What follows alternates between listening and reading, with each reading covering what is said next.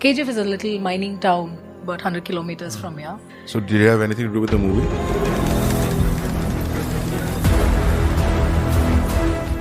Not really. The movie didn't have much to do with the place either. Grew up there and then moved to Bangalore. So the dream was to get away. Landed up in Bangalore, went to St. Joseph's, did my degree in gender, sociology. And then I realized that I want to learn pottery. So the minute I said pottery, my father was like, no, what would you do with pottery? Then I threatened to run away. Not like the threat worked because I don't think they really believed me. I went to Nagapattinam because that was when the big tsunami had happened. Tamil Nadu's Nagapattinam district was the worst hit, with nearly 6,000 people losing their lives.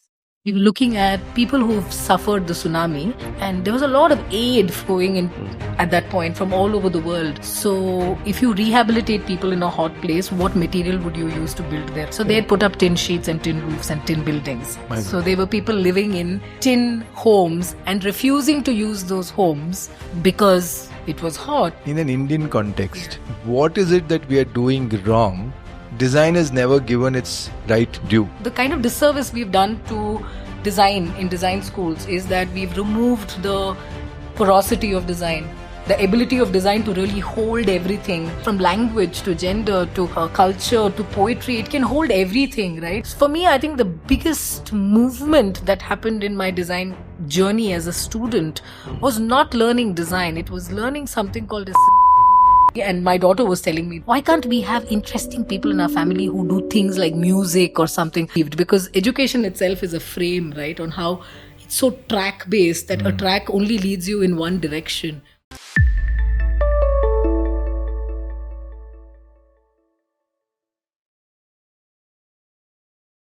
Aparna, good evening. Good evening. Welcome to our podcast. So, Creative Spark Plug is a podcast where we talk to creative folks about their journeys of life, learning about their works and their life and their struggles. And the focus is on creative fields and creative people to understand what they go through, how they deal with it, and what it takes to be where they are. So, Bashap, over to you. I'm not going to speak about our podcast. I'm going to talk about how I met her. Yes, go ahead. So she has a friend and I had a friend. Both these friends were friends and they were planning to meet up. So my friend got me along and her friend got her along. We went to a coffee shop and that's how I met her. So wasn't it the same friend who got both of you along, or there were two friends who got two friends along? No, there were two friends, no? She had a friend, a male friend. I had a friend, a female friend. They were friends amongst themselves. So they were planning to meet. We were their respective plus ones. Okay. Yeah. So Aparna, what do you do? I've been quite intrigued about, I've been trying to understand exactly what you do, but so far not been able to get success in that. So what exactly do you do? Hey, no, I want to go back to where she started off. Let's understand what she does and then we'll get to where she started from. No, I think what she does is like a culmination. So I would rather start where she started off. Okay, and reach here connecting the dots. It's a boring structure in some sense, but in her case, it will probably make sense because the structure keeps on adding things. And it's like, I did this, then I did this, then I did this, then I did this, then I did this, blah, blah, blah. Very boring structure. But considering if now we are asking this question, what all does she do? What all she does, then I think it'll be good to start there. Sure. Right. So you were born in? KGF. KGF, the movie place. The movie place, yes. Right. So did it have anything to do with the movie? Not really. The movie didn't have much to do with the place either. So there's not much of a story about the fact that when I met you, you were doing movies. I was, yeah. But KGF itself and where I was born, KGF is a little mining town about 100 kilometers from here. And I was born and brought up there in a community which was about thriving and pretty much at the end of the mining history at that point. My grandfather was a trade union leader in the mines, so which also meant that there was a lot of connection with the mines, the way the workers lived, the conditions that the workers lived in, and my parents were heavily invested in doing work with them. So I grew up in a home which was left, then became more and more left as things left inclined, you mean? And more left inclined, yes. Oh, this podcast you're doing politics. Go for it. Yeah. So a lot of that as I was growing up. And now where I am, I also look at the left as like some of the questions, like you asked me, what do you do? And I really don't know at some points, right? And I'm like, there is a flow of how things have evolved in my life that I've even started questioning frames like the left or frames like the right or frames like what is creative or what is design. All of those frames have sort of collapsed in some sense for me as an individual looking at my own journey. So uh, I grew up in this little small town. And what it gave me was the sense of community, people, language, relationships, access to so many things that we don't have in the cities nowadays, and some things that we've taken for granted while we were growing up because it was so easy. Uh, I lived in a bungalow which was uh, which had a large yard at the front and a large yard at the back. And the thing that my parents did was they didn't have a TV. So I was a single child and I grew up with 3 dogs and 2 cats and a yard in the front, a yard in the back, and did not know what to do. So would endlessly collect tamarind seeds and lilies and collect stones and goat poop and tickets. And not really, I'm like, goat We've poop all- really looks like stones. We've all So, done that. yeah, right? So you do stuff like that, and then and most interesting part was I grew up in a printing press because my grandfather started a printing press to print left literature. So when my parents would go to work, the cousins would all get packed and sent to the printing press.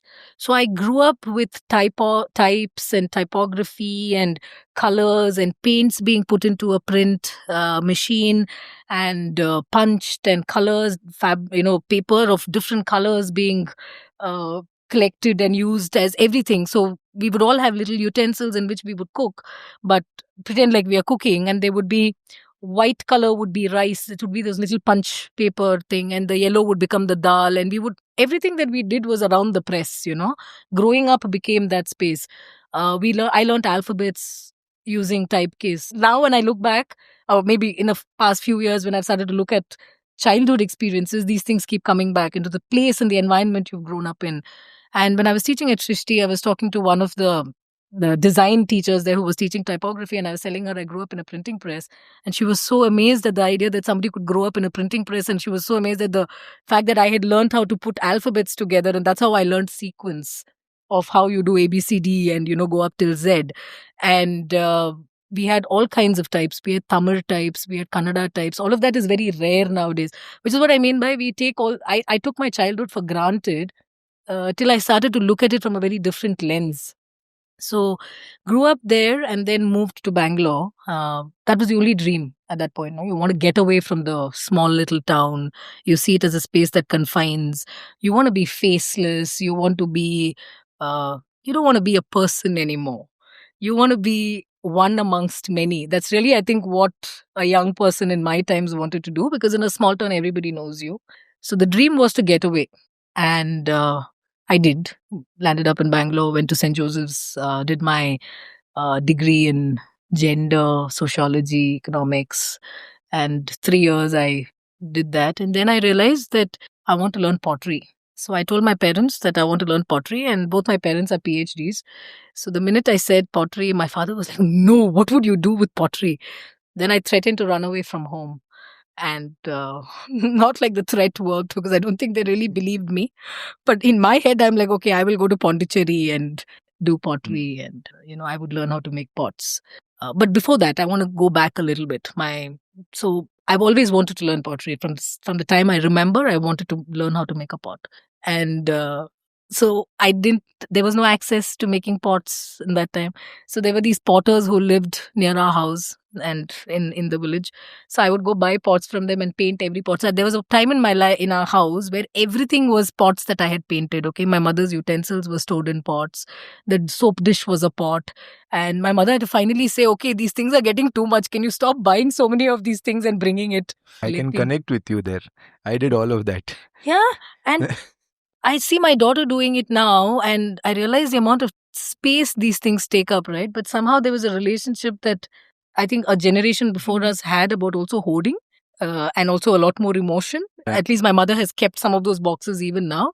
So I'm giving you these little bits to maybe for me also to, in my head, I've realized that these have been very integral to who I've become or who I am and how I view or experience the world in that sense, because my journey has taken me to all over the place in that sense. I've really been like rolling. But yeah, so I had pots for everything and all painted beautifully and all of that. Then I said I want to do design. And then my parents said, design? Like what? Interior design? And I remember in those days in the newspaper, there would be these little ads saying IDE. Giraffe. Yeah, that was the only design course, right? And then my mother said, interior design, you need to have a lot of connections and, who will give you business because you come from a structured kind of a family where there's a salary and everybody is like either a factory worker or a knowledge economy person, right? And suddenly you're saying you want to be an entrepreneur. You don't even know what that world looks like as a parent. So they say, no, you can do all these creative things later. First, you need to get a degree. And the degree that you can do is, for me, it worked two ways. One was I sucked at math, and I was naturally inclined to doing languages and social sciences. So the decision was easy. Then I go in, and for 2 years, I studied at the college that my parents were teaching at. And I went in with my 75% marks with a horrible 43 in my math. And the principal, because my parents taught there, said that you cannot take arts. Only the floozies take arts. I will not give you a seat. Your parents would be insulted if you take the arts. So you have to take PCMB and science, or at least take commerce, because my dad was a commerce prof. I said, no, I don't want to take either of these subjects. I want to do the arts. Because the other option was to do design, and then my mother's already told me that you can't be doing design because you don't even understand. You don't even have the lens to that world or the exposure to that world at that point. So, okay, I did. I fought and told the principal that I'm not going to do this, and I took the arts. And then something happened in me, which was studying became so much more pleasurable because I was really doing something that I loved. I was reading. I always loved reading. So, because we were a no TV household, there were tons of books in the house all the time. So I could read, and reading became a part and parcel of the journey, and tons of reading that I could do. And I really excelled and did really well. And I saw all my classmates who've taken the sciences suffer, struggle, want to write CET, then sit and worry about uh, the grades that they would get or the scores that they would get. I didn't have any of those worries because learning really became a very pleasurable sort of space. And it also gave me spaces to experiment on how to learn better. How do I found my own ways of, taking notes, making my notes colorful, interesting, wanting to find ways in which I would read to remember differently. I would pretend to be a newsreader one day to remember something that was really tough, because history was really, really tough in those days because you had to remember dates and all that. So I had time to experiment with myself. And because I was doing well, my parents didn't really interfere. Then became the big journey of the +2 and having to move out of the small town and move to the city. And I moved because I got fairly good grades and everything. And I moved to St. Joseph's in Bangalore. And that point I said, okay, I want to do journalism and I want to study psychology, journalism, but psychology and journalism, these are two subjects I wanted to study. And then my mom and dad were like, no, but again, that's so career focused, right? You're again putting yourself in a frame where you can only do that. Like if you do journalism, you only do that. So this is really the struggle of being in a very academic family. And my daughter was telling me this just a couple of days ago. Why can't we have interesting people in our family who do things like music or something? Because every time you have a teacher in the family, you guys have an opinion about how something will work out, right? You already know that there is a way in which the world can be perceived, because education itself is a frame, right, on how it's so track based that a track only leads you in one direction. And it was so limiting at that, especially in our times. Now I see a lot more progress in that space because I've also worked in academia for some time. So then I chose to give up on the journalism dream and decided to do gender and industrial relations, economics and sociology. And again, it was very eye-opening. For me, there were multiple things. One was to come from a small city and kind of settle into a bigger, larger ecosystem, the big city ways of doing things, and being accepted into that space in some form, to relate to not breaking out into multiple languages, but making English your only language of communication at times. Because in a place like KGF, you could speak Tamil, you could speak Kannada, you could speak Malayalam, you could speak Telugu. People would just understand. And you could have really intimate conversations, because language really opens a world of intimacy with others, right?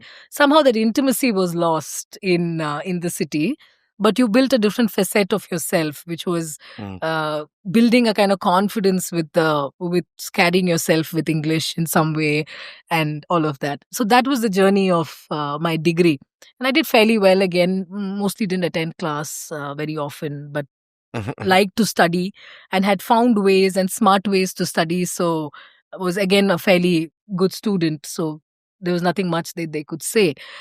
But then came the decision of a post graduation, and then again I broached the topic of wanting to learn pottery, and taking a year off, in unheard of in those days. Like, imagine 1999 telling a very middle class academic home that I want to take a year off and go and learn how to be a potter. And that point, all hell broke loose, I think. And they said, no, you have to find something to do. And then everybody in my class was either aiming to go to Symbiosis or XLRI, because HR, MBA, those were the options, and CAT training and all that. So I tried doing all this CAT training and all that. I would just like turn off my alarm and go back to sleep. Yeah. I just wanted to stay back in the city. I didn't want to go back to KGF and figure out what I wanted to do and then get pushed into another route. So I told my dad that, okay, I will enroll myself for a CAT training, but I never went to most classes. And there was an evening course that was happening in Bharatiya Vidya Bhavan, which was on journalism. So I took up that evening course. And the evening course professor was starting a new course in film in the university that year. So he saw my work and he said, why don't you apply for this course? Because we are just starting it. It's a first cohort of electronic media, and we teach you film and production. And so I told my parents that, hey, there's this opportunity. Do you think I should do it? They said, yeah, apply.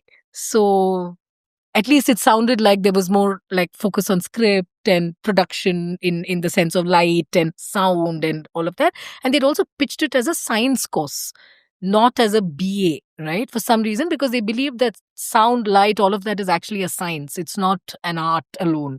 So it was very interesting the way they pitched the course, and there was an entrance and all of that, and I got through. So 2 years went into this, which was not even expected, because it was not a year that I was really seeking to do much. And film happened, and suddenly you were learning to read news, you were learning to write, use your skills of history, putting it together. Basically, what does the social sciences teach you?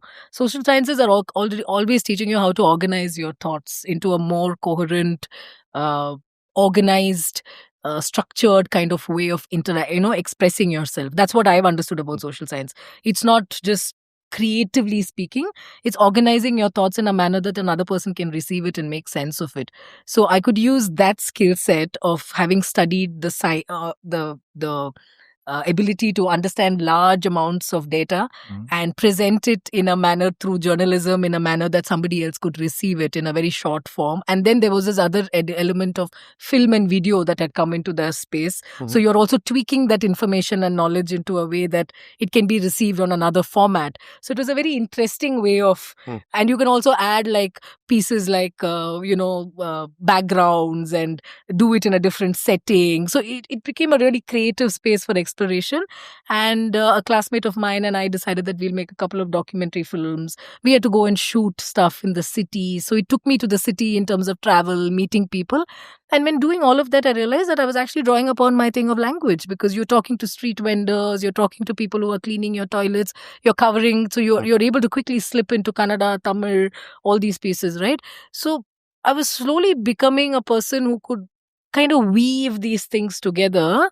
And then college was done and all of that. And I got a job in this place called Other Media, which was my first job. And I think that's when I met Bashob. This was in 2004. And Other Media did some very interesting work in those days. And they were media company for alternative groups across the country. So they worked with everything from the Naga people's movement to the people of disappeared people, the Association of Disappeared People in Kashmir, pastoral people in Gujarat. So it was a very political organization, but trying to do politics in a very creative manner, like making films to, or even Burmese refugees. So again, look at how life is, right? I come from an extremely political kind of a family which has a certain bent of what is the bent of the left? The bent of the left is empathy for the other, who we consider as downtrodden or not having access to the same amount of stuff that the other people do. And you already have that lens. For me, that's really a lens. It's not a game. It's a lens through which you access another person's world. So you come with that lens and then you land up in an organization like this, and you're working with, and I had this fantastic boss, one of the best bosses I worked with, Deen Dayal, and no more, but gave me so much freedom. So the first project I got was to travel to Kashmir. And I traveled to Kashmir as a 21-year-old. In those days, mobile connectivity there was unheard of, okay? And I was attending a conference where the separatist groups were talking about what is it that they really needed for Kashmiriyat in that sense, yeah? So I met Yasin Malik, I met Barbara Rao, I met Gautam Navlanka, I've interviewed them, okay? I got an opportunity of that nature to meet people who today we consider very different in our current landscape, right? But I got a lens of how people viewed the world or viewed a struggle in that time. And imagine this at 2021, yeah? And you're walking around Srinagar with your little handy camera and the Dal Lake, and you're shooting stuff, and then a security guy stops you and says, "What are you shooting? Show me your film." So you open out your film and you show him what you're shooting, and he says, "Okay, fine, I mean, go." But you're having these really interesting conversations to understand divergent perspectives. You don't have one yourself because you're so young and nascent. And when I look back today, what is it that world gave me? I think was acceptance of not knowing much, but still the kindness to say, "You don't know much, but just listen to us." Yeah. And I think I just listened because I didn't know better. You didn't have a POV. Yes, I didn't have a POV, okay? So I just heard. And then I came back, and then he sent me off my next project, which was in Delhi at that point, but I went to Amritsar, Wagah.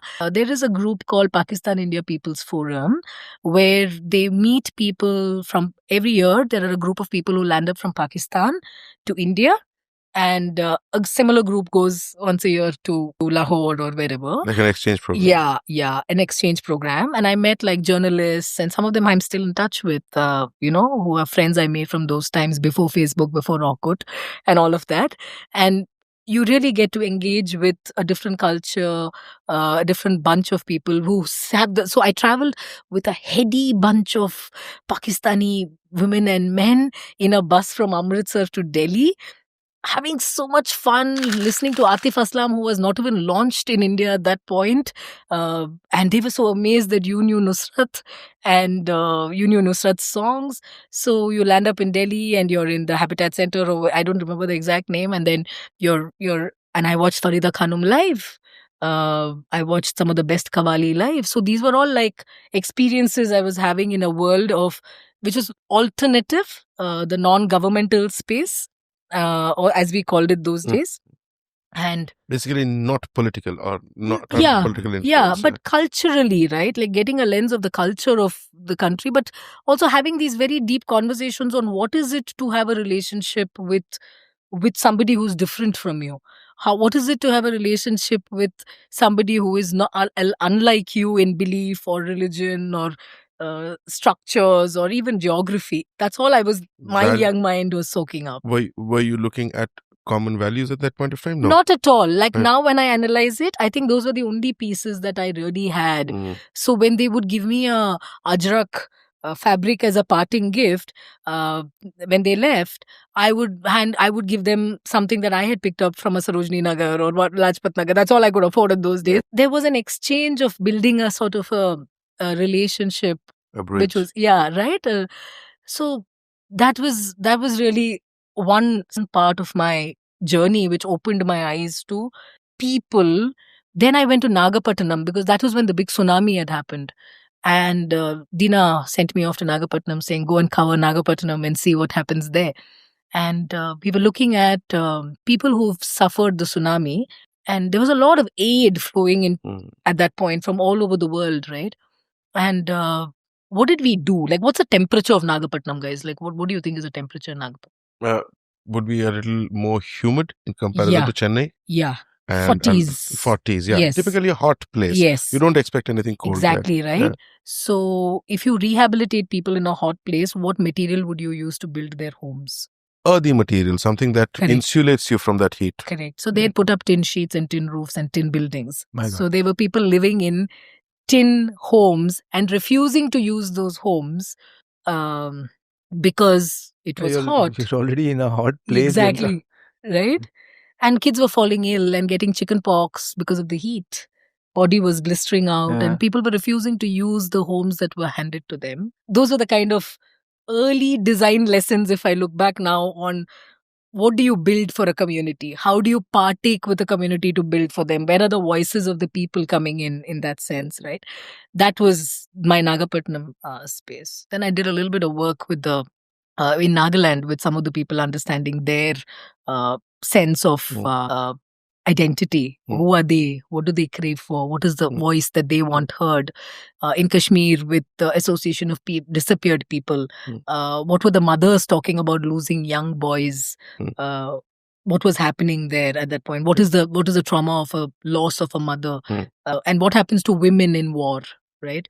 So I'd actually accompanied a director. After that, we decided to make the film. So I was essentially doing, if I can use where I am today, design research in those days, of traveling to places and understanding community, people, voices. I didn't have this vocabulary then, but what Deena set me up to do was to go there and hear people's voices and come back and say, hey, here's what people are saying.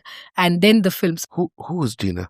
Deena was the man who owned other media. Right. Yeah. Deen Dayal. Deen Dayal. Yes. And you called him Deena in endearment. Yes. Right. Please continue. Yeah. So then there was a movie that they made about war and women in war, and what happens to women when men in their lives disappear. Because they become the man and the woman and the child rearer and everything. So it had to have a very empathetic lens. And then he had got a filmmaker to make that movie. But I'd done the groundwork of the research. So, so that was one journey of my life, yeah. This is post doing your social sciences. This is post my master's in film. Post your master's. Yeah. Your master's was in film. Yes. So your plus 2 was in social sciences. My degree was in social sciences. And plus 2 was in arts. Yeah. Arts, then you moved to social sciences. Humanities. Pretty much the same. Yeah. And then you moved into film and did your master's. Yes. Okay. Yeah. So your creative journey, per se, started from the film course or started from the arts? No, printing press. Printing press method, that was you grew up there. So, but the wanting to be in a design thing, you started from a printing press. No, she's not reached there yet. I'm just quietly listening to a story. I'm trying to just connect the thing. Yeah. So somewhere the kida of creativity was already there because of the printing press and the pottery. Yes. And then you did arts. I don't know what they teach in arts because for some history, reason, economics, sociology. So technically it's not arts, but it's arts the way we know it in terms of artists and stuff. Correct. So and then based on education, you actually got into the creative field because of the film course. Yeah. That's where you started thinking laterally. Yes. Again, that's a piece I want to park that thinking lateral conversation as to can that be taught or do design schools even teach it? Because with somebody with this sort of experience, I taught at a design school. And, so what is this lateral thinking is a piece that I've questioned quite a bit also. But I must also add, my grandmother was an extremely creative woman. So I grew up with tons of things being made around me, everything being repurposed. So she would knit, crochet. I've learned all of it, knitting, crochet, embroidery, all of it. So I learned from her. And she would turn anything into anything beautiful, like weaving beads together, making jewelry, all of that she's done. So I grew up also seeing that part of making became when I say creativity, I would actually say making was a I see both of these are very different. Painting art and all of that is different, but making from scratch something that would otherwise be thrown away was a part of the lived ethos of what I was. I think we've all grown up in that era. My grandmom was similar. Yeah. She would pick up old fabric, old clothes, stone clothes, and make daris. Correct. Papers being made into paper pulp and made into, the mache. Utensils basically made for dry usage. Yes. Keeping the dry grains like a and basket stuff. and stuff. Yes. And a lot of stuff like that. Since you mentioned about the goat poop,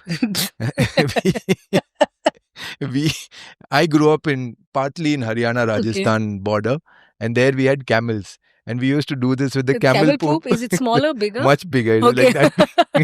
So they look the same. They have the same form? What, the camel poop? Yeah, camel poop, and the goat poop is smaller. The camel one is bigger. So we used to like collect that and play with that and all. Yeah, my God. Yeah. So what was in between? I'm just wondering. They're two different scales, right? कुछ बीच में भी तो होगा ना, तो then you can trace your growth in life like that. कि बचपन में बकरी, बीच में कुछ और कुछ and then the camel, be civet cat or something like that, no? No, but then you'll have coffee. Yeah, that's true. Yeah. All right. Okay. I think there was such a period like where everything can become a toy. Yes, anything can become. really. So we used to have these like a weed plant. In Haryana, it's called Akta. Basically, that it grows everywhere across India. It's like a weed thing, and it's got these broad leaves. You pluck it, the white milk kind of thing comes out. And it has those little things that you can squeeze? Yes, that one. And the fruit or whatever becomes into a pod. So we take that and start hitting each other. Because there's no ball and all that available that time in the villages. Then we used to make balls out of these... lacquer coming out of the trees, right? And the torn clothes just tied up together. Yeah. So all of that we have done. Yeah, so I also think, and I keep telling my daughter this also, there are times even a duster, right, it had to be made from home and taken.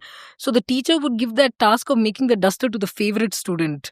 Tomorrow you will make the duster and bring it. So you sit and sew a duster and put it together, and then you will embroider one little flower on it because you want to make it look pretty. So the sense of making with your hands was so important and integral to me when I was growing up. And I think that was the creative part. I also remember this brief period when I went in the government school in the village, and there were no books and all that time. So we had this wooden piece of thing on which we used to write. We used to call it takti. And then pens made out of these wooden bamboo kind of, not bamboo, but they're basically like a byproduct of agriculture. So they're just thin things, and we used to sharpen it, and not we, but my parents would do that, make it into a pen, and then make the ink. Make the ink also through the I think the bottom of the tawa, and collect all of that. The soot. And make the ink. So we used to write with that. So everything was made. Yes. Right, so we had such a heavy making culture. Like my grandmother would kajal was there. Yes, I was just going to say my grandmother would make kajal at home. We never used kajal that was bought in the store. So there was such an intense culture of making. So when you ask me, where did your creative journey start? I think I would go behind it because we somehow have reduced creative journeys to being part of schools or institutions that have to teach you that. And that's where I will tell you where my journey moved after, because like I said, I've just been flowing and... Hold on. Yeah. So I see a lot of influence. Yeah. So you said both of your parents were academics and they were both PhDs. Your father taught commerce and your mother? Physics. Okay. But you learned a lot of things from your grandmom. Yes. While you were collecting poop during the day. Yes, yeah. Goat poop, please be specific. Goat poop. And seeds and tamarind seeds. And we used to do that with the cow, and also being part of the village. I grew up till the age of 5 in my village, and the cow and we used to keep buffaloes at home in the village. Yeah. So we used to take them to a point to feed them, make them drink water, wash them, come back, and on the way, if they shit, then we have to go back, either collect it then and bring it, others go back and collect it and come. Yeah, because it was fuel. Yes. That was what was being made into these dry... Yes. So, you also use it to layer your homes and insides. So that's how, our homes were back then. Yeah. And then granddad used to make these jute ropes. So, and grandmom would also make the fiber at home, the fabric from cotton, make the thread from the charkha, and then also granddad would be making the jute ropes to make the charpai, and the way they would make the design, I don't know who used to teach them. Yes. Where they learnt how the art of weaving the design. Correct. Which I think was an art that came to them by default. And that's so mathematical, actually. So I remember my grandmother would get her. So because we lived in a small town, we used to use a lot of bronze, brass cooking items, right? So they have to be re-lacquered to be used. So people would come to do that lacquering. Okay, then there was somebody who would come to weave your sofas and whatever with these plastic, or cane had become hard to find, but the plastic ones, and I could just endlessly sit and watch them weaving, and I still remember just sitting around them and watching them do the weave. I can mark that. One was this weave, but the materials changed. Yes. For us, it became, if it was outside, you had coir or coir ropes. Yes. And then for inside, there was these cotton ropes that came. 2-ply or 3-ply, depending on what you could afford. Correct. You could choose designs because it could be cross or it could be... So we had this, basically the jute ones are the ordinary charpai. The cotton rope were the premium charpai. Correct. And then we had the broad fabric one, the ones which would have... the divar. Those were like very premium things. So anytime my dad's sisters' husbands would come, all these premium things would come out. Like all the good plates that would come out. So I think I've looked at color, I looked at form. I was introduced to all of this fairly young, not in a way like a design school would teach you, what is a contrast, what is a color wheel. I saw people making things around me and making choices in front of me to create aesthetic. In a lived, accessible manner. Not in a manner that is far removed from your everyday experience, but you built a relationship with that object in an everyday space, right? So that relationship building has been something that I've held on to. I'll tell you how it's translated into the rest of my career as it moved on. So then the design piece, the movie space happened. Then I got married, and I needed to buy a TV and a fridge for my house, okay? And NGOs don't really pay that well to pay for fancy stuff. So I said, okay, let me take up a corporate job. So I started my first stint of corporate work, which was corporate comms and internal comms and things like that. So I've worked with fairly interesting organizations, and I did that for the first 4-5 years, I think about 5-6 years of my life. No, I think about 8 years I did that. But that was again writing. So I acquired a new vocabulary again, right? To use another skill set, which was already maybe there, but refining it further and learning to write for somebody else, learning to design for an audience, writing for an audience. So, but you also had a sense of color and form which was there. So nobody was there to train me in these pieces, but it was all coming together in some very desperate manner to find a voice, and these little pockets gave me these voices. And then I had my child in 2011, and that's when I stopped my corporate work, and I took 2 years of just raising my child, and 2.5, 3 years of raising my child, and I did little pockets of work. But that's when the whole back journey of what I had silenced in terms of form or color or the way you share information just changed. Like my entire world opened up, because children have this very, very different way of receiving things, because they're so fresh. And when I'm seeing the way she's excited by something, I'm like, wow, that's such a new lens through which you're seeing the world, be it a bug, or she would collect tadpoles and bring them home. And like she would collect dead butterflies and bring them home, and she would collect beads. And, I realized that these things that we take for granted, like stringing something, is actually such an acquired hard skill.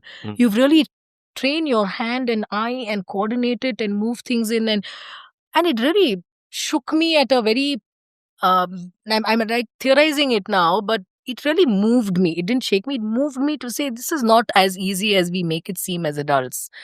We are really brushing away a lot of what is there within us as an innate curiosity for life, and removing that in other ways, and then, saying that learn it in this manner. So we are, again, because I grew up in a non-TV home, my home for my child was also a non-TV home. So I would take her to markets. I would take her to Bangle Market, Button Market, gardens, museums, and things like that to engage her with experiences. And then my friends would started leaving their children with me and saying, "Hey, you do seem to be doing this well, and you seem to enjoy it." So I would take other kids along too, or I would keep them at home and entertain them in some form, or give them stuff to do and paint with turmeric or paint with whatever they wanted to. And then I looked up and I said, why can't I do something with kids, in the sense that I have a way of how people should experience something. Like when I mean people, I mean young people, because somewhere I think in my life I never had that freedom, because we came from frames which were already predefined. So I started something called as the Craft Caravan. I remember this. Yes, yeah, I think we met in those Yes. few, yeah. So the Craft Caravan essentially focused on how do we learn through experience, and how do we learn through making, touching, feeling objects, rather than learning through somebody teaching you how to experience it.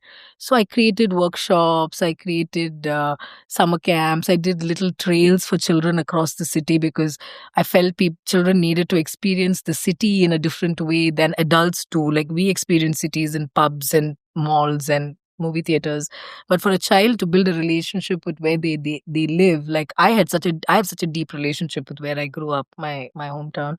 For if we want our children to own our cities and own it in a way that they feel love for it and belonging to it, then you need to make spaces for them to experience that. So I had like these 4 or 5 different kind of trails that I would take children on. One was historical, one was the gardens, one was just walking markets, and seeing that history was alive in the midst of where you lived. It was not removed from your everyday life, like a Tipu's fort is in the city market, and life goes on around it. It need not be a museum. Yes, today we were talking about it. We passed it and we were speaking about that today. Right? So it's really where you're living, and that's really the beauty of this country as well. Like history is happening in your premises, in your experiences, in the midst of all the flurry and the smells and the busy bus stands. There is a piece of history that is there, which is, I don't know if we respect it enough to say that. I think the museum way of restoring is very different, but I think if people can really enjoy city market for that reason, because it is there, it is maintained, and people continue with their everyday life without a reverence of it in some form. I think that's a very beautiful way of keeping a place alive as well, right? So I would take kids for these kind of tours and things like that. It didn't make me much money, but it was fun, yeah. But I really enjoyed it. It grew me, because I could see not now one child, but many children coming in and saying, wow, Tipu made the first rocket. Do you know that? Because they would go and look up, because these were like long trails in summer, like 6-7 days, and we would explore different parts. There's an armory. We went to the armory, and I would do something with them which I never had the freedom of doing, which was, I would tell them to express themselves in the way they would draw, because I don't draw too well, okay? I'm very scared of drawing because of the way we've been taught how to draw in school. And I was married to a designer. So he had like very precision oriented drawings, like very architectural, right? Every line is clean and very talented in the way he drew. But I would get scared by seeing the perfection in those images. And somehow for me, expression was more important in how you, what did I want to say in that image? So I gave children the freedom to draw when they saw stuff, yeah. And there's such beautiful things would come out, little details that they otherwise wouldn't really, you would miss, yeah.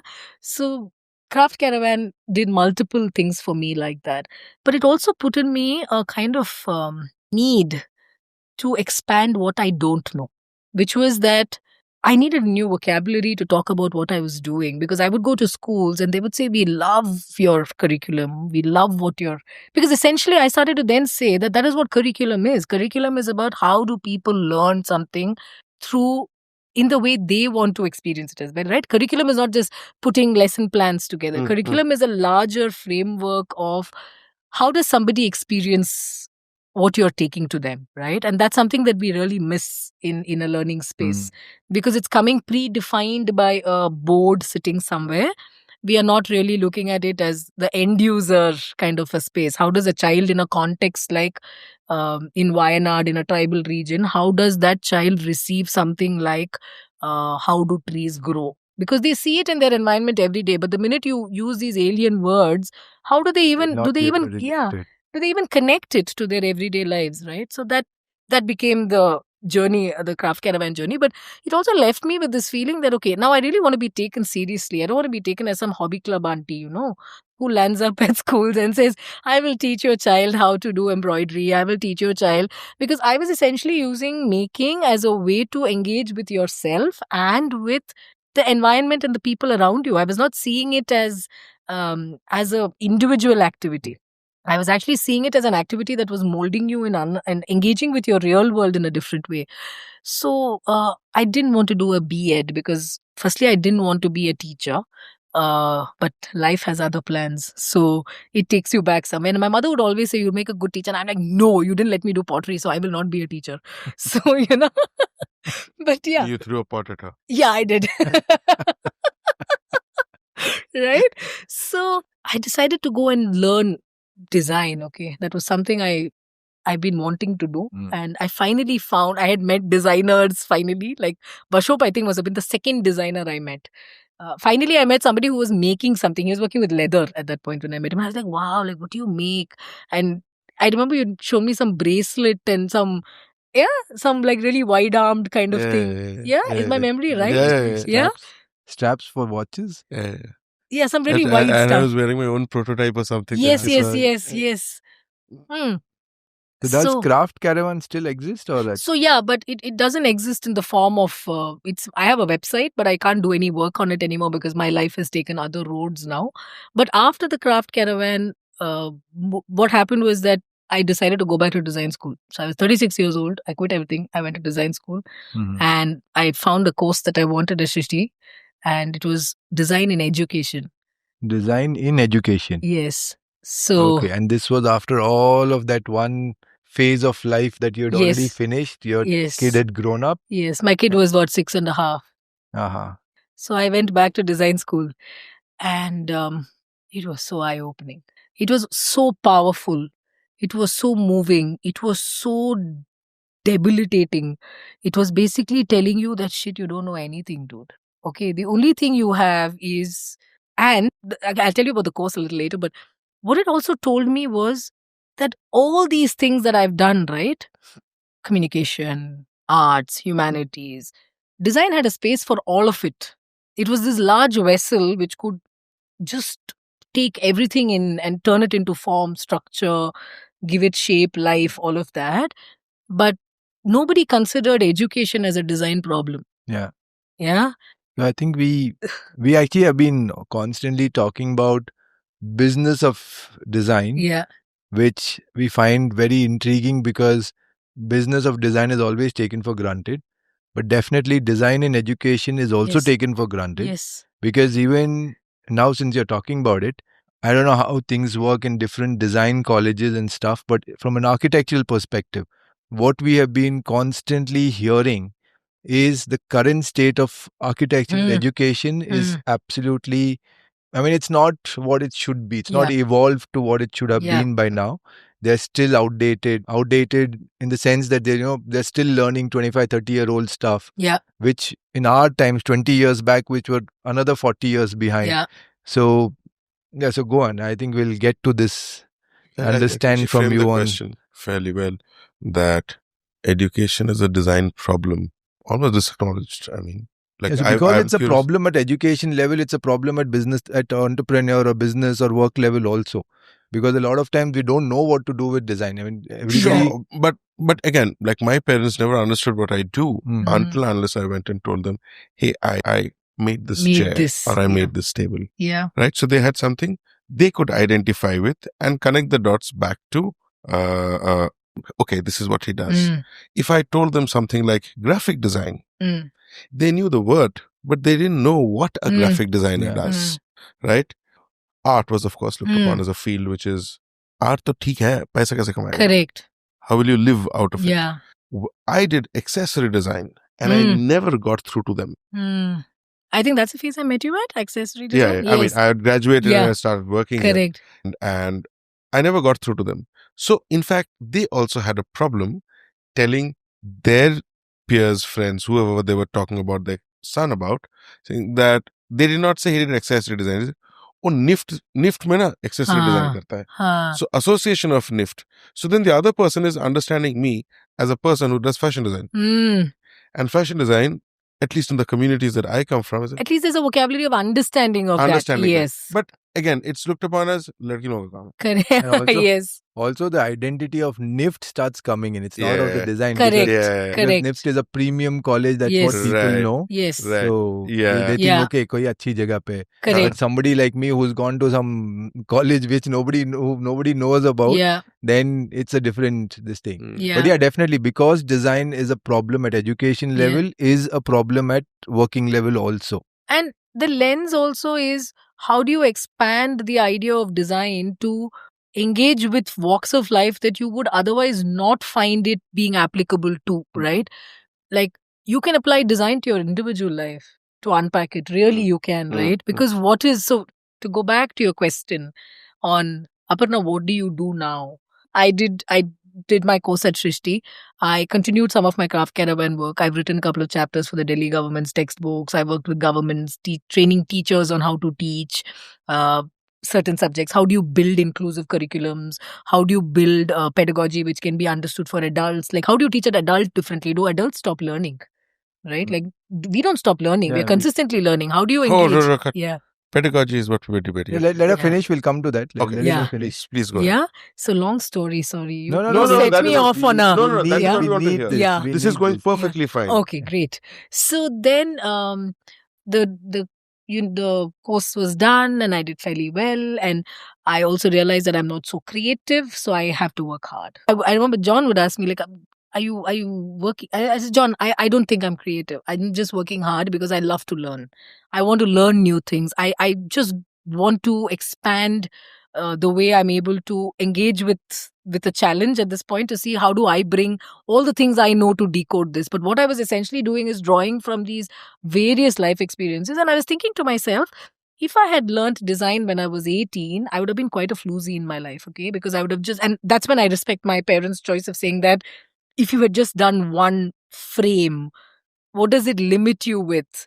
But if you could have multiple frames with which you could view your world, how does it make you richer?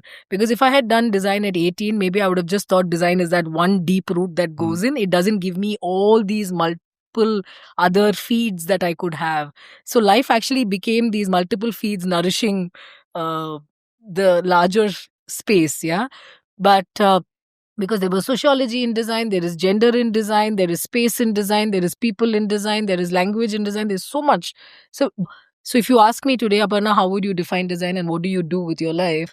I actually use design to build relationships. In my current job, that's all I do. So I currently work with Tata. I lead Organisational Change and Development. So I work with manufacturing in a manufacturing sector. I use design to build better people experiences. I use design to build better learning experiences. I use design to look at the way the organization can build better experiences for people.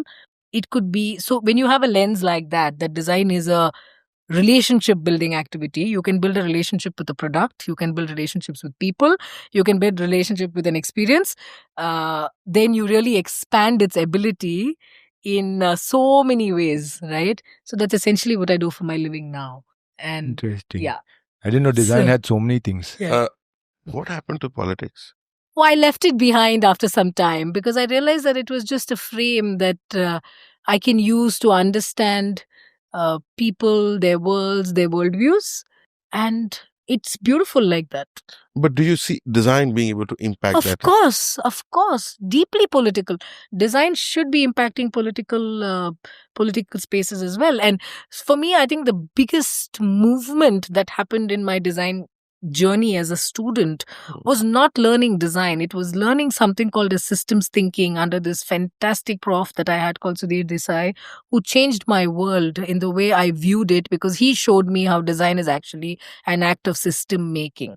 And It's making different systems. And how do you unpack different systems? And when you unpack a system, you study it from varied lenses. You study it from the lens of politics, you study it from the lens of gender, you study it from the lens of geography, you study it from the lens of pretty much people, perspective, beliefs, attitudes, all of that, right? So design is all of this. It's also behavior. So when I started to teach at Shrishti after that, and when I started to teach at Vidyashilp and was helping put together the curriculum at Vidyashilp, I think this was the challenge, getting people to actually see design as a very pervasive, porous kind of space in which architecture can be a part of design. Design is not a part of architecture, according to me. Yeah. Right? When we say design thinking, what are we essentially trying to say? You say you first build empathy with the other person, right? I know it's beaten to death, yeah, that whole idea. But what do you build when you build empathy? You're essentially trying to build a relationship with someone. Design for me is an act of relationship building. And if I take this conversation, this is an effort to understand this space. I mean, I just want to understand one small thing. Yeah. Is design thinking the same as systems thinking? So design thinking is very linear, right? Design thinking is saying do, and design thinking is a part of systemic thinking. Systems thinking is analyzing an entire system, breaking it into parts, looking at causes, looking at effects, looking at layers of movement. It has a place for people, it has a place for context, it has a place for history, it has a place for future, it has all of that. So it's really deep understanding of a place which is very messy. It's a complex problem that you're trying to solve. Most complex problems are solved by... So from what you're saying, all subjects come into the picture. Yes. In systems thinking. Yes. And just for the sake of understanding, what is the difference, or how different is lateral thinking from all of this? I want to understand what is it that you call lateral thinking. No, I don't know. I mean, for me, anything that is not the normal thinking is lateral thinking. So does a systems thinking aid lateral thinking, or does lateral thinking aid systems thinking? Is there any relationship there? Why do we separate thinking as different ways? Like, why do we call it design thinking, lateral thinking, systemic thinking? Why thinking is a very messy process, right? So I used to do this activity with my students, okay? When we do work in class, you're writing all these notes right now, right? These are your refined thoughts. You've already put it out there in some first level of refinement. But what's actually happening here is extremely messy. You've gone and read my LinkedIn bio and you're like, what the hell does she do? I don't even get what she's doing. There's a lot of connections that you're trying to build. Thinking is a very messy process, right? And we really don't allow people to show the messiness of their thinking in form, in any way. We kind of want to see the neat notes, the final product, the end game. Yes, right? We really want to only see the final goal that we've asked people to achieve. Like the final presentation. Yes, right? That has only the plan, elevation, section, one model. Exactly. But how it's evolved is not. Yes. The process is not there. So for me, lateral thinking is a process. It's not a form of thinking. Design thinking is a process. Systems thinking is a process. I think we kind of use all of this to get past complex problems in our lives. We are all solving complex problems all the time in our works that we do, right? At varied levels. I'm sure governments do some of the very complex problems that they try to solve, because there are so many stakeholders that need to be brought to the table. So unlike a project, like when you're building a home or building an interior project or something like that, it's two people's. The larger your stakeholders become, the more complex and messy it becomes, because each stakeholder has a vision, each stakeholder has a belief system, has a behavioral pattern. Which is why classrooms are so messy also, right? We can't just teach one student the same way as you do the other. So we standardize it. So for me, words like lateral thinking or design thinking is again us being lazy and trying to standardize the messiness of thinking. Because we are all drawing upon these in many ways. How do you think laterally? What do you do when you think laterally? I'm really curious about that. When I ask students, or people I work with, how do you think laterally? What are you doing when you think laterally? What borders are you crossing? What boundaries are you pushing? How do you reflect on yourself when you think like that? How are you aware of how you think when you're trying to solve a really complex problem? So for me, systemic thinking is a thinking of thinking in a very wide canvas, which is why, Bashop, to answer your question, what happened to the politics? That's what happens with politics, right? It restricts you to a frame or an ism that tells you that there's only one correlation and one emergence and one form of being in that frame. But isn't that a system as well? It is. But doesn't that system interact with another system which thinks differently? Yeah, and there are three different. The admin is different from the economics is different from. Yes, right? So you're essentially, when you think of a system that is, say, a left-oriented system like what I grew up with, it would consistently be in conflict with another system which is maybe a more pervasive system around it, which is larger in the number of people who follow it or whatever else, right? Like a community that doesn't believe in the left but believes in some other form of politicking. Leaning. Yeah, or leaning, right? I'm just using politics as an example here because so what happens with systems is that it allows for these varied other subsystems to be in that space. It also allows you to understand each of these systems to depth and then see where are the correlations, where are the properties that are matching, where are the emergences happening, what kind of behaviors or layers are actually in conflict, where is the conflict in that system. We really don't teach people or designers to think like that, which is why architecture, I think, like you rightly said, we are consistently building things that don't really fit into our ecology, our environment, even our own design sense as sensibility as a country or a nation, right? Look at that horrendous road called Sajjapur Road, which I travel on every day. Look at every building there. It is actually put out.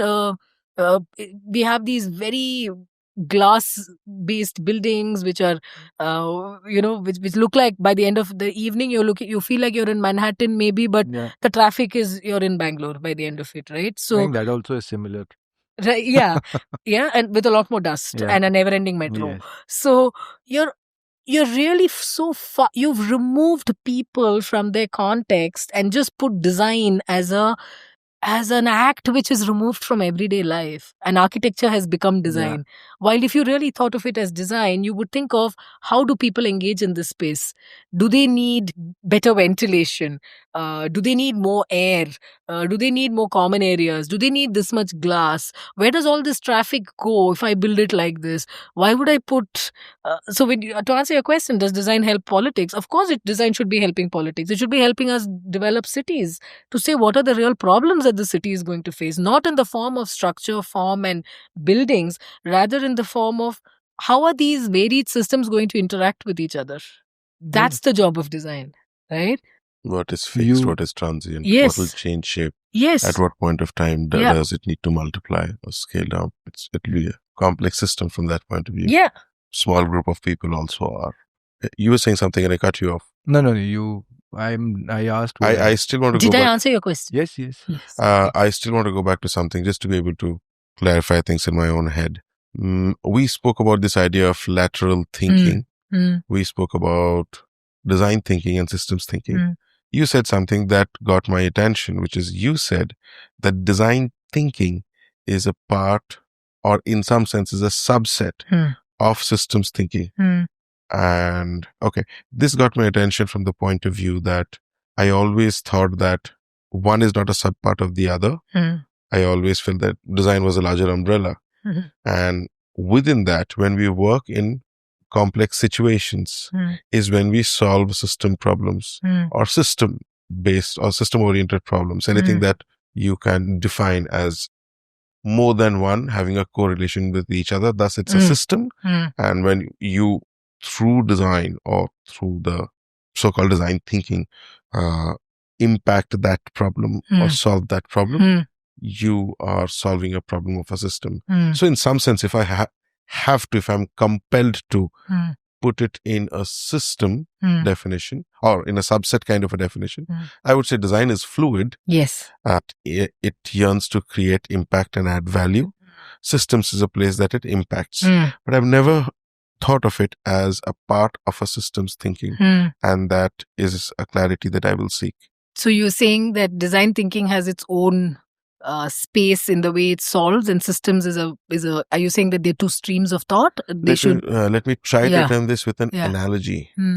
A city functions as a system. Let's say the small community that stays nestled beautifully in between two hills, and they have their own. It's an ecosystem of itself with nature, with everything. A river flows close by. They have water supply. They're protected. When the rains come in, they just walk up. Very ideal, fairy tale kind of a picture in my head.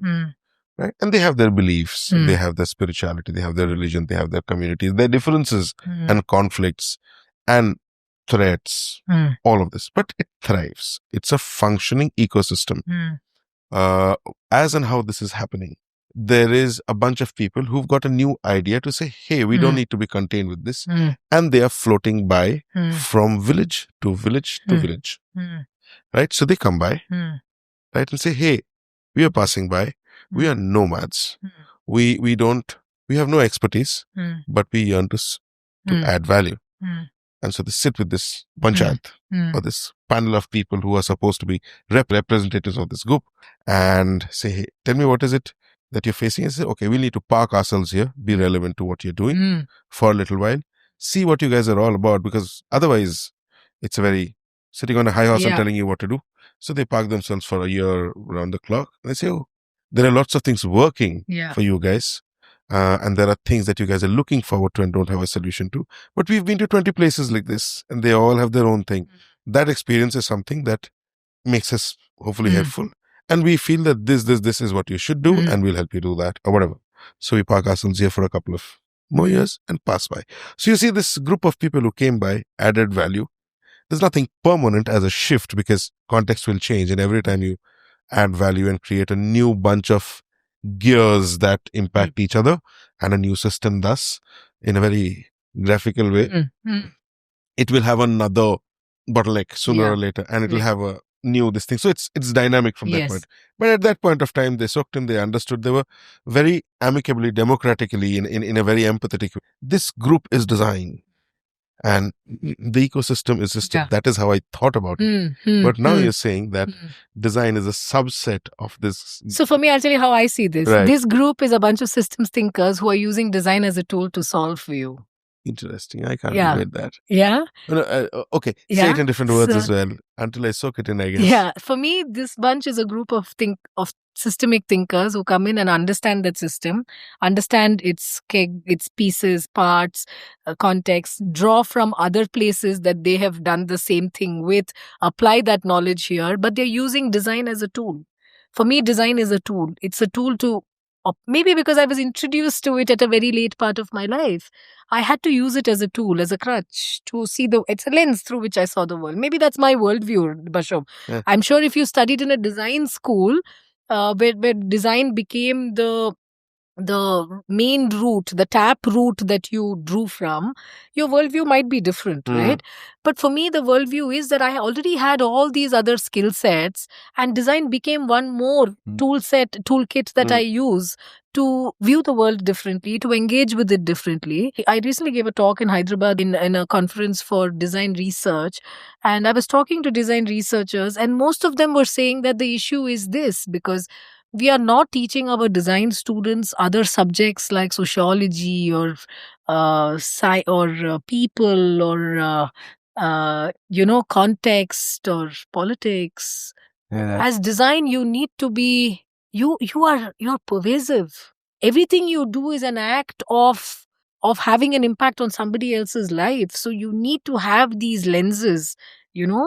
For me to even be a learning designer or a learning experience designer, I need to understand the people that I'm designing for. I cannot be making the same textbook for a bunch of kids who are, sitting in some other part of the country whose realities are different, using a textbook which is using maybe examples from Russia, which are far removed. Because what is then the purpose of learning? If you really use learning as a product that should have value, because we always shy away from viewing learning as a product. We look at it as a service. We look at it as an act of service, right? So we are imparting knowledge to you, right? But learning is actually a product. You have to design it like a product because a product has to land. It has to make impact for you. Hold. Okay, I'll need to dumb this down for me. Yeah. Is it either it is too fast or there is a conflict? Yeah. You are saying... the two things you're saying that my mind, registers at this point of time. The first is the fact that learning is a service. Yes. And thus you're saying that, hey, it needs to be a product. One. The second thing you said was, I lost you somewhere here. So the first thing I said was learning is a product. Yes. We should view it as a product because it has to product. land as a product. We always design it as service, which is why the teacher is this very powerful source who will say whatever he wants, and you understand or you don't understand, I don't care. Right? It doesn't matter to me.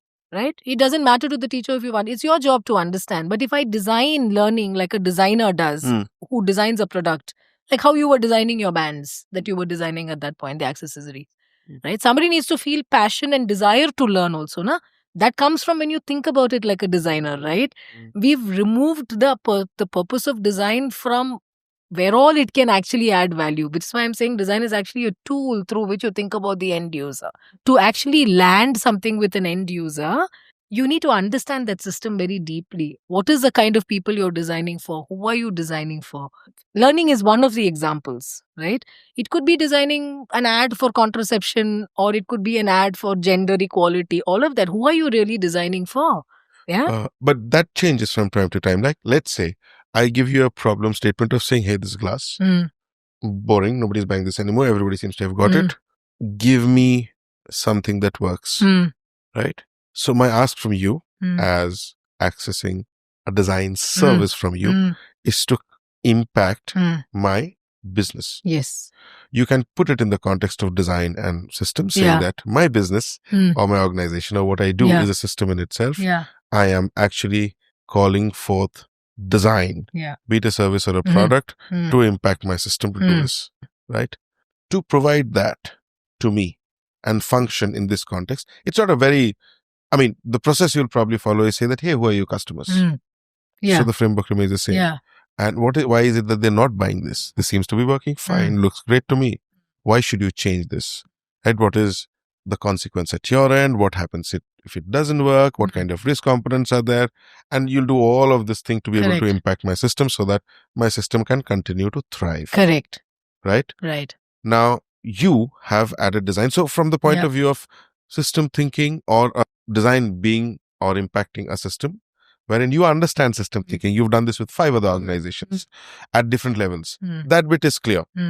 What you know and your abilities as an individual is the learning that you carry, which you keep on applying. Yes. You are saying when you went to get that learning or undergo a curriculum to acquire that learning, the people who landed that well with you were looking at what you will take away as a set of skills, as a bent of mind, as an aptitude and all of that, as tools to operate or continue to do what you do. Thus, it was supposed to have been designed as a product and not as a service that you sell. Yes. Because we look at education as a service-oriented space, right? It doesn't need to land, it need not land, it might land for some, it might not land for some. How does it matter? Bashav, I have a slightly different view on this. Go for because it. You're asking for a product. But what Aparna is doing is not actually giving you a product. And for her, it's not designing this product. For her, at least this is what I've got understood. I'm not trying to understand Aparna here. I'm trying to understand the context that she said. So I'm just coming to that. Tying them up in my head in some sense.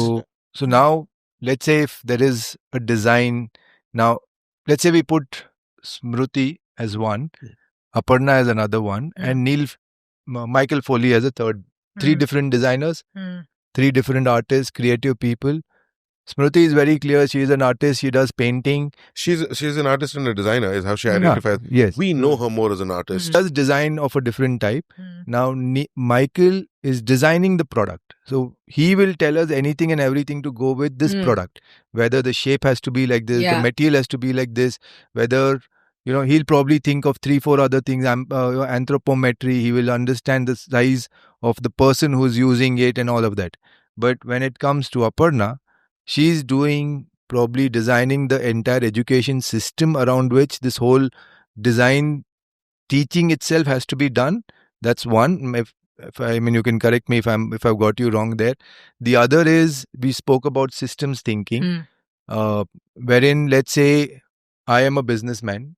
I'm a large company. I want to start doing a new product, new business in a particular space.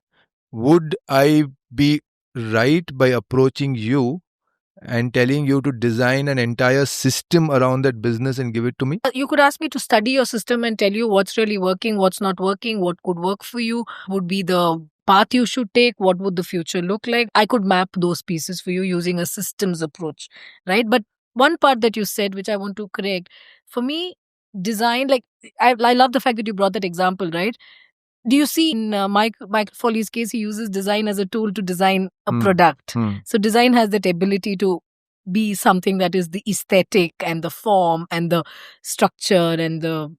Legally, that is what right? it is. You get a design IP on that. Yes, right? So that is that. Predominantly. And then you have an artist who is actually doing a lot of her thinking in a certain way to put that art out, right? So that is actually the lateral piece, that the messy part is happening and you're seeing that product there, right? But you're identifying her as an artist, but actually the design and the messiness of thought is in that process of being an artist, right? Because there's so much that's happening in that. That's where the design is happening, according to me. In my case, I am using design as a space because of the kind of experiences I've had in my life, which I've had communications, I've worked with corporates, I've worked with governments, I've worked with children, I've worked with adults, and design happens to be one of these spaces as well. I use design very creatively, I think, to solve for varied contexts and add value in solving for those contexts. Yeah. So, right? So actually, in some sense, we are inquiring into different aspects of you. I'm looking at templatizing what you're saying as not your offering as the service or the product of design, but how you think about design as a template in different contexts. So in some sense, this is a low fidelity example in your context, whereas the academic system or an education process would be a high fidelity example.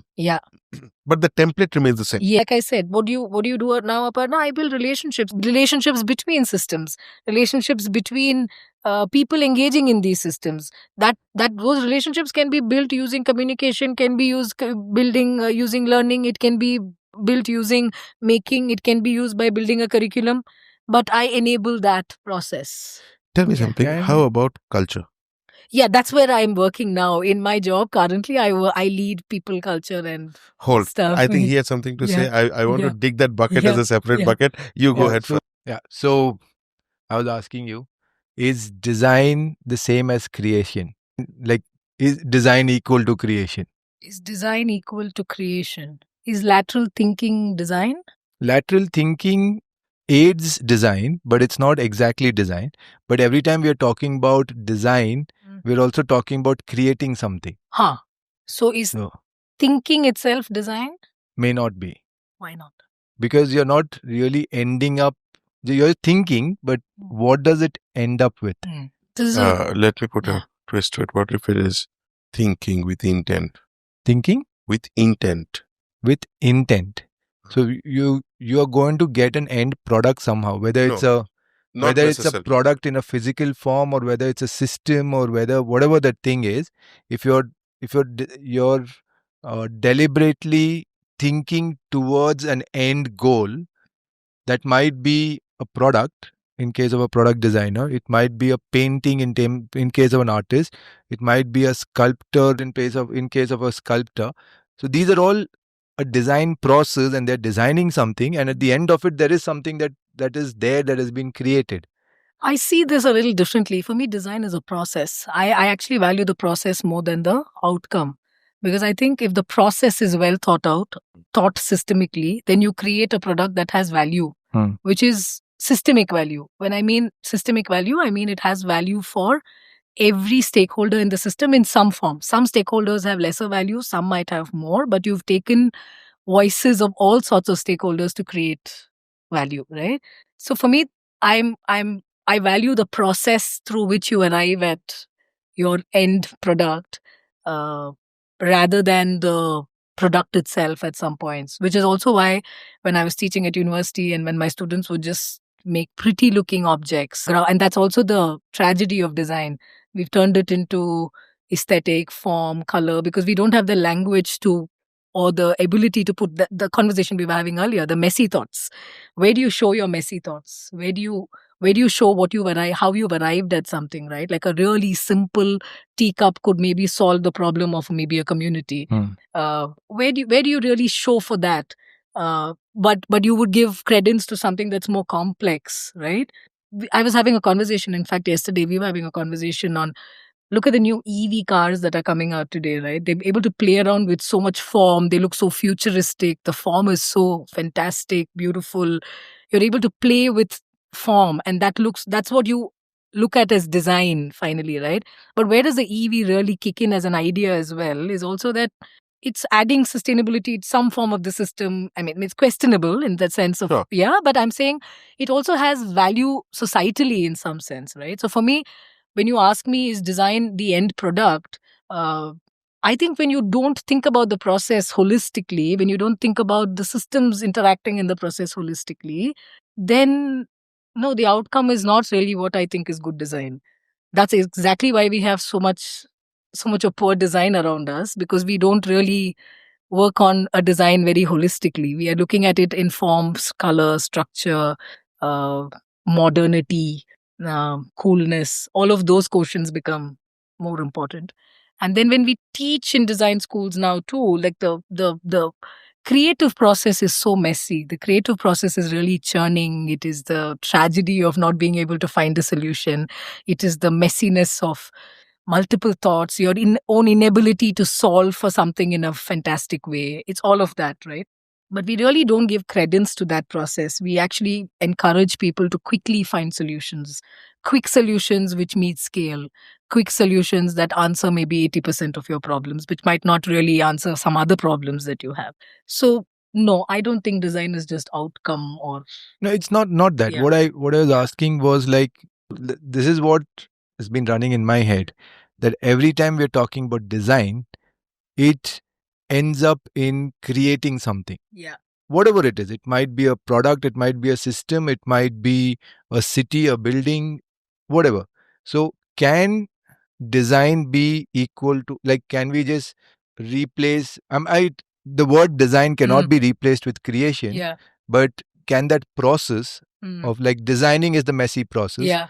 but design itself happens when we want to create something? Because without that, the design, Yes. the design process or the design thinking or designing itself is not going to happen. So basically, it was just a thought that is design equal to creation? Design is creating something of value. It is definitely that. It is an act of creating value. It is act of creating value for, which is why I think it is also so, like I keep saying, that you can use design as a tool in so many spaces. You can design policy. What do you mean by when you design policy? I'm assuming that you will design policy by taking every voice in place, right? Design is bringing voice to everybody. Yeah.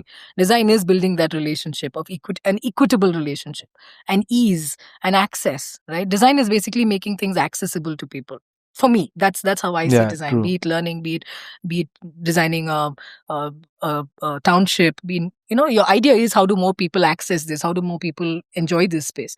So yes, it is an outcome. There is an outcome, but poor design is when you don't put the process ahead True. of the end. True. And good design is when the process really is so spectacular that it takes everything into consideration. So again, going back to my sense and my mantra being that, maybe because I was also introduced to design so late in my life as a thought process. For me, it's a way of thinking, not design thinking. It's a way of engaging with the world. It's a lens through which I experience the world. It's a lens through which I can create experiences for other people.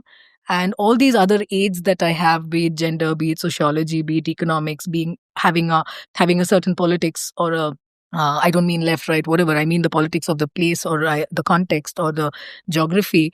Be the people that you're designing for, be the age group of the people you're designing for. All of that is the process, and creating for them something that adds value, creating better experiences for them. For me, that's the design piece. In an Indian context, what is it that we are doing wrong? Because design is never given its right due. Even whether it's a designer who's a product designer, or an architect, or any type of designer, because we always have this thing that, how does what is it that the designer should be paid for? Yeah. Because a lot of time, Really. The process itself is so iterative and it's so tedious. Yes. The end product might not look to somebody as impressive, but the process itself that has gone to create that, be it like as simple as a policy design. Yeah. So why is it that we are not giving the right due for design in Indian culture, in spite of it being such a creative, where like we spoke about in the villages? I'm not sure about how things are in today's context, but at least the time when we were growing up 25, 30, 40, 35 years back, everything was created from small products, small items, anything culture, waste to thing. It was a very creative culture, culture, creative culture, and design automatically comes in there. So why is it that in the Indian context, design is not given the due that it should be? That's one. And then at an education level, how can we resolve all these things? Or are we even working to resolve towards anything towards that? Big question, but I have two parts to this. One is creative and creating are, for me, like words that I don't want to use interchangeably, because creating is a natural urge that we have. And the fact that we've removed that state of creating, like take something and turn it into something else from people's hands and then tell them that when you do it, it becomes creative, right? We naturally have that tendency as humans to like apply tools in different ways. Like we were talking about our grandmothers taking something and turning it into something else. They were not considering it a creative act. So we've increasingly have this need to suddenly call ourselves creative, right? Where did we remove that need to create? Creating is a part of our everyday existence, right? Now we've outsourced that need to create to others who may be suppliers with, and then we give it words like, oh, sustainable and all of that. It was ingrained in our culture. It was something that we always did. So we removed it and then we are trying to kind of infuse it. And then we give it a word like creative. So I have an issue with that word. So I don't know. I might give you a very biased response if I answer that. But with what we are doing why don't designers get their due credit? Maybe because I taught from academia. I can give you from a very academic perspective. I'll tell you where we fail in our design curriculums, barring a few institutes which really do very intersectional, very transdisciplinary work. And I had the luxury of being in a couple of them, is that we again do this piece of creativity and product development and not thinking about holistically about a problem. We don't see designers as engineers. Engineers are actually designers in that sense, right? Yeah. They're really trying to solve a problem, right? True, yes. But we've removed that concept of design and we've said that, okay, you just create something, right? So what the kind of disservice we've done to design in design schools is that we've removed the porosity of design, the ability of design to really hold everything from gender to, like we keep repeating this, I keep repeating myself when I say this, from language to gender to culture to poetry. It can hold everything, right? Design actually enables you to bring all of this to understand people better. But we don't teach our young people these skills. We are teaching them to produce. We're kind of making them people who can create for markets. So I was talking to some of the young people when I was in Hyderabad this time, and they were doing some work in UX and UI and stuff like that. So they were basically working on micro interactions and things like that. They're not really creating impact in ways which are you're essentially like doing what coders do. You're looking at micro interactions, you're looking at second based, you're doing you're really looking at data as Excel sheets, which is important. The metrics is important, but we are not teaching them the larger picture of what this product is going to do. We are also shutting the domain down ourselves. Yeah, we are not really talking about how we think. We are not making clear on how did we arrive at something. We are not talking enough about it. And we've also had this very bad habit of staying out of academia, where our thought is made clear. Like the humanities have done it really well. They write academic papers, they publish. So you really see that there is a certain kind of thought you've drawn from and all of that. And there's also design has a right to say why it won't do it, because sometimes design is about individual thought and coming up with something really brand new by yourself. It's also very like being an inventor of something, right? You've found a process through which you do something. But we've also made that disservice. But increasingly, I think designers are also realizing how transdisciplinary their lens needs to be. And institutions are not able to meet that lens because we are still going with this very design lens, and that we were talking about this, the God complex. If I produce something, do I own it? Like the only way that we can own it is because that's the only product that you can have an IP on. You don't have IP on mind. And that's why we should publish more. We should write more. That you underwent to be able to come to that. Exactly. And that's why I keep saying that where is your messy thought being put out? For you to say, like, I thought about this and my thinking is what made me arrive at this process, right? And if I could kind of even inherit a close to summary of your messy thought for years at end, and I end up producing it, you have no rights to it. So we are in a very tricky place as a domain also, because are we a domain is a question I have asked many. And I had this luxury of also teaching engineering students design, okay? And it was very different teaching them design because they didn't come with the baggage of a design student who's saying, I need to draw well, I need to sketch well. They were raw. Yeah, and they were so amazed at the fact that you could think with so much freedom. What are we teaching design students? It's about being free, it's about being creative. We are using these words very loosely, right? Yeah. We are not telling them that thinking is rigorous. Thinking is hard work. Yeah. It's really hard work. Thinking is half the hard work. We don't teach our young design students that. It's really a struggle that you need to read. You need to engage with all sorts of thought. You need to deal with all sorts of knowledge systems. Look at architecture, for example. We were talking about this earlier, right? Where do architecture schools talk about indigenous knowledge systems in the way buildings are built? True. Where do we teach it, right? No. Barring maybe textile, where else are we talking about how does indigenous thought work in the way we approach our cities or approach policy or approach people or approach... Where are we talking about these things? Which is also why we have, like I keep talking about horrible Sarjapur Road with glass buildings, is that you don't understand the context for which you're doing stuff. And to understand context, you need to understand people, you need to understand culture. We're not teaching young people these things. We don't do it in school. We continue to not do it in colleges. And we have a generation which is building... Why are we not doing it? What is the reason behind not doing all of this? I think building design curriculums are very hard. Firstly, you need very, very intersectional thinkers to do that. And design itself has become so siloed. And we've done that to ourselves in some way. We've really siloed ourselves into groups of maybe product designers, industrial designers. We really don't talk much about the process of being a designer. We talk about what we've done. We don't talk about how we got there enough. How did we reach where we have to reach? We don't do those conversations very well, I think. Publishing, yes, but I think that is also very questionable. Like I said, I myself have questioned some of it, because how do you ask an artist to write an academic paper? Do they publish it? Do they have an art exhibition to say this is my published work? Could that be something that we could give credit to and say this is original work? Because in academia, it's all about original work and original thought. Can we encourage original thought in that form? Secondly, design does not have textbooks. And the day design has textbooks, I think it's going to be the end of the domain itself, because I don't think it can have a textbook, because the subject itself is so vast. Like, you need to know law, you need to know ecology, right? There are so many domains in which you need to build, if not expertise, but at least interest. And the curriculum itself in schools, or we take that away from young people when we right from school. We don't show them thought is intersectional, learning is intersectional, making is a way to learn. We don't do all of that. So when young people come to design school, one thing is they come with all this baggage of how they've been taught in school. Then we suddenly free them and say, forget everything you've been taught and let's just explode and be creative. And then we don't really draw from some of the other rigorous things that they've done, like writing, perhaps, right? Now, even writing they don't do, because ChatGPT does everything.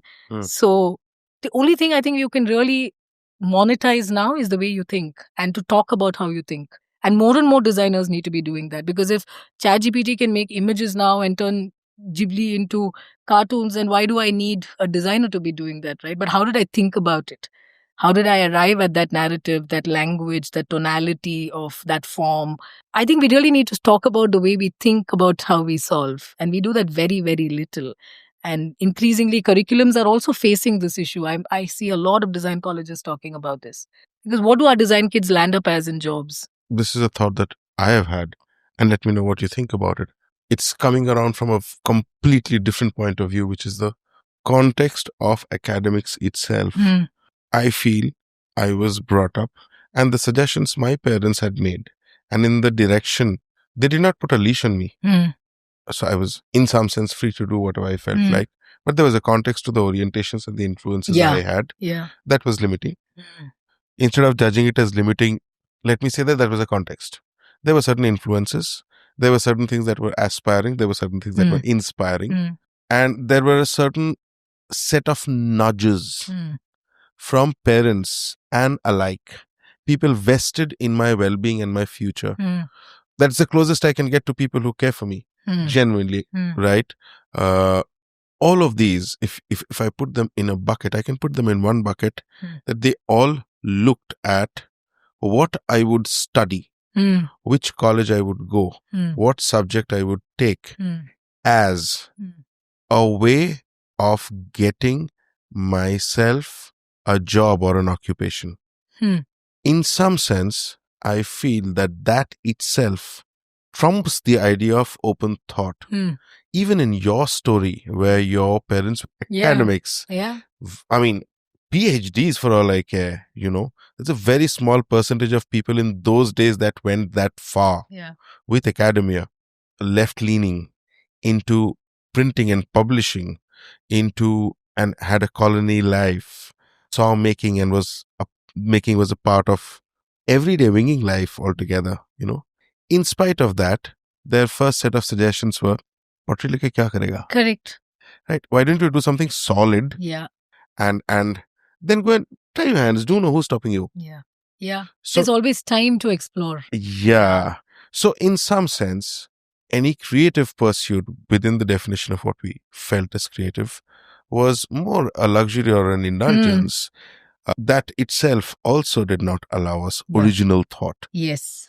Original thought like karoge kya? Does it tick the first prerequisite for you to do all of these, which is find yourself an occupation that allows you to sustain your life, because we won't be able to do that for you for the rest of your life. Yeah. We made you, we'll give the best on more than what we have for you. So it comes from a place of compassion, love, and absolute selflessness.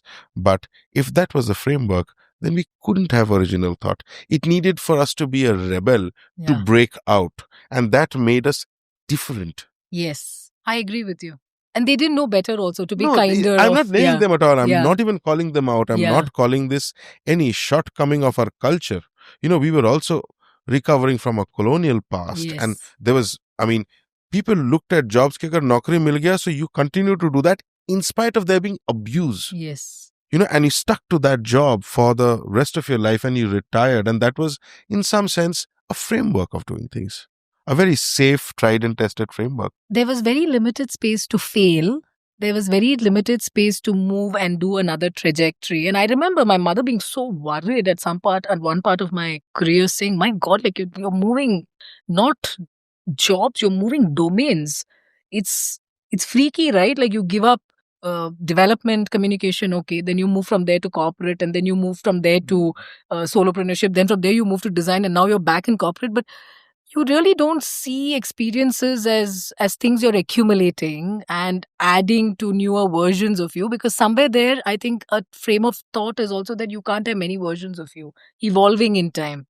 You can just be that person who is going to have a singular life with a very linear path where everything is predictable, solve for what is there. But that was the reality then. But we are increasingly living in changing times, and where a lot of this grunt work is going to get done by somebody else for you. And then what is your need to be around as well, right? This is a question I ask young people. I ask this to students in college when I'm also putting together courses.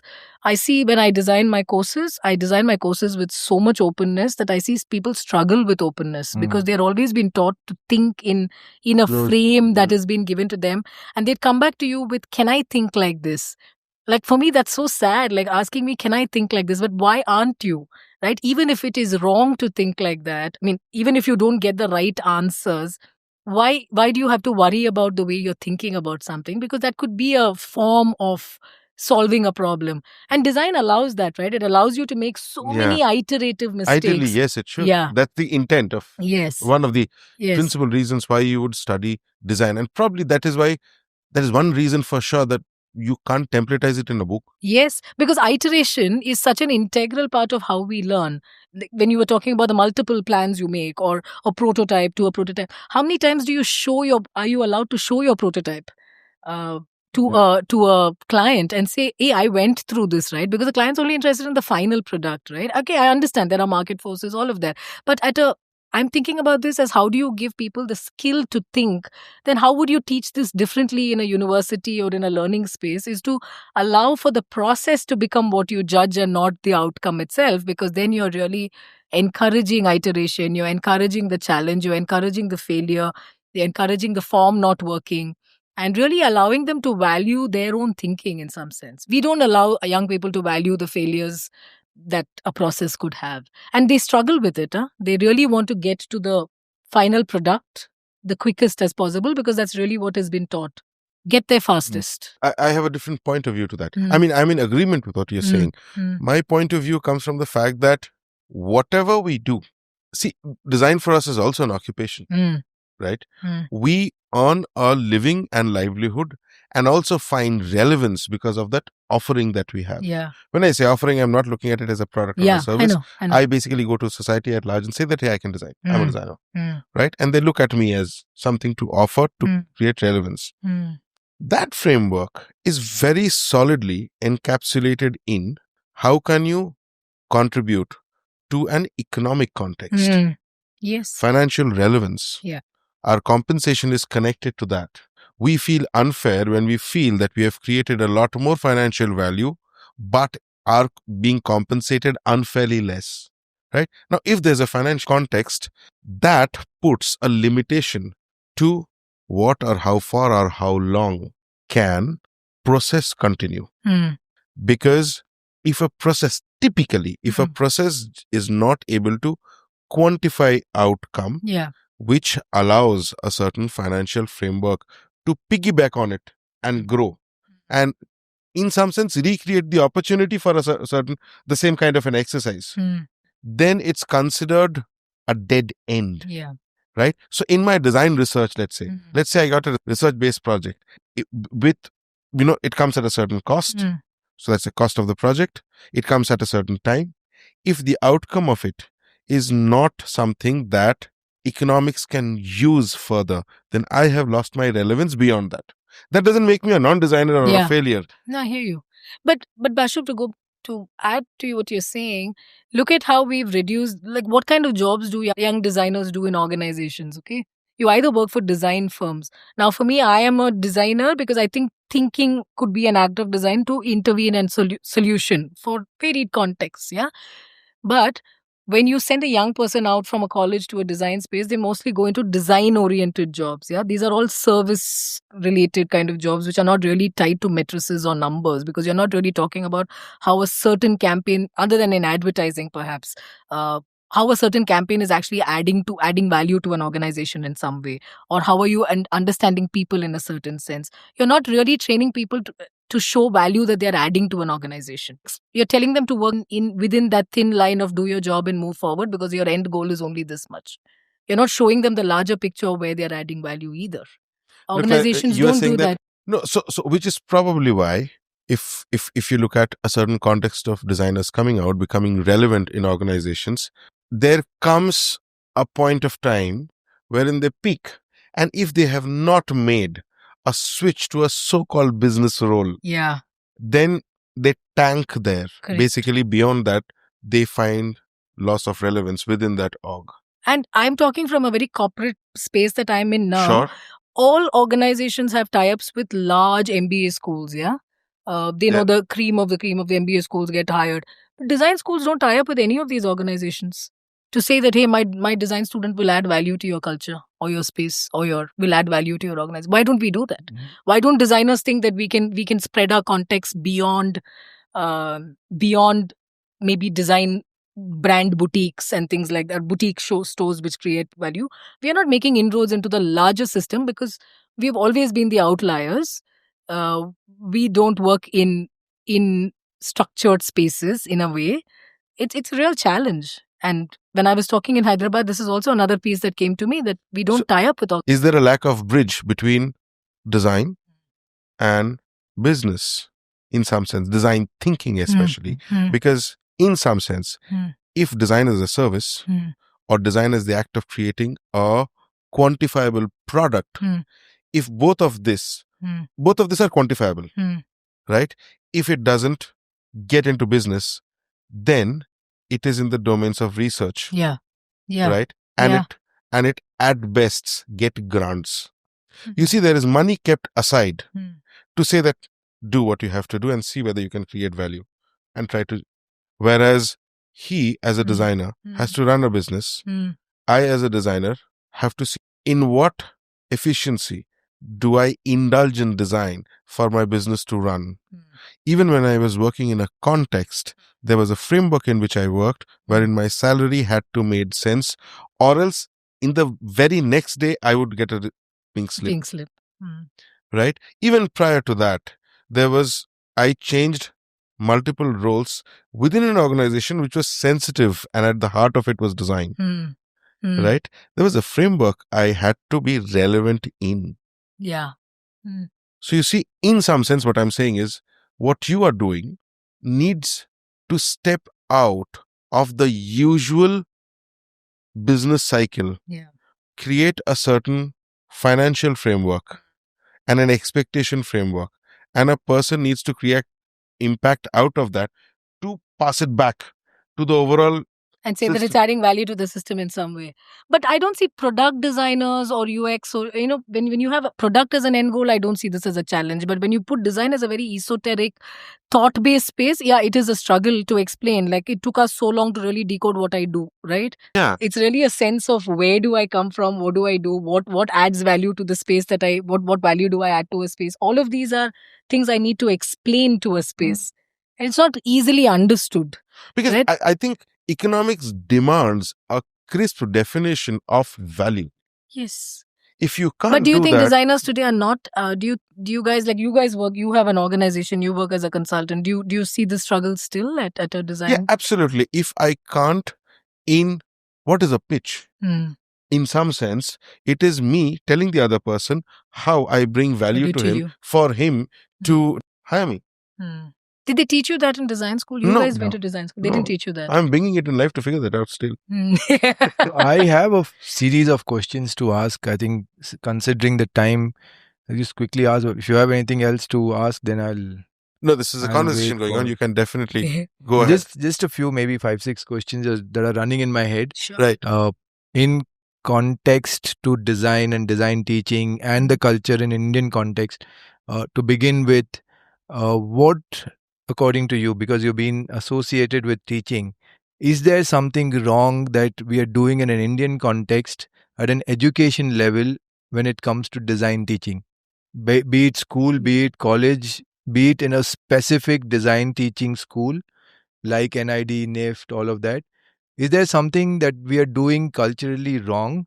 Because as a society, we are not very appreciative of design itself. A space designed by an urban designer, be it a building that's well designed by a good architect, for that matter, like, we've had Abhijit on the show and he's designed these pens.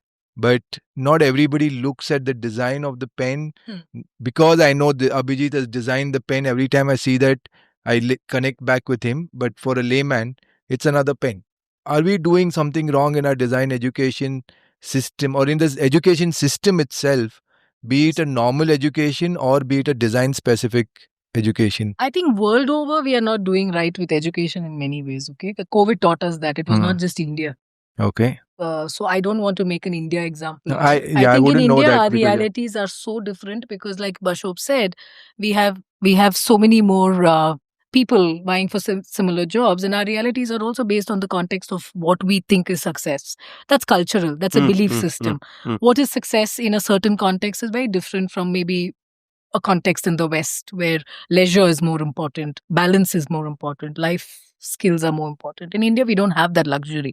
So I wouldn't gauge anybody by a decision to go to a certain kind of education. Yeah.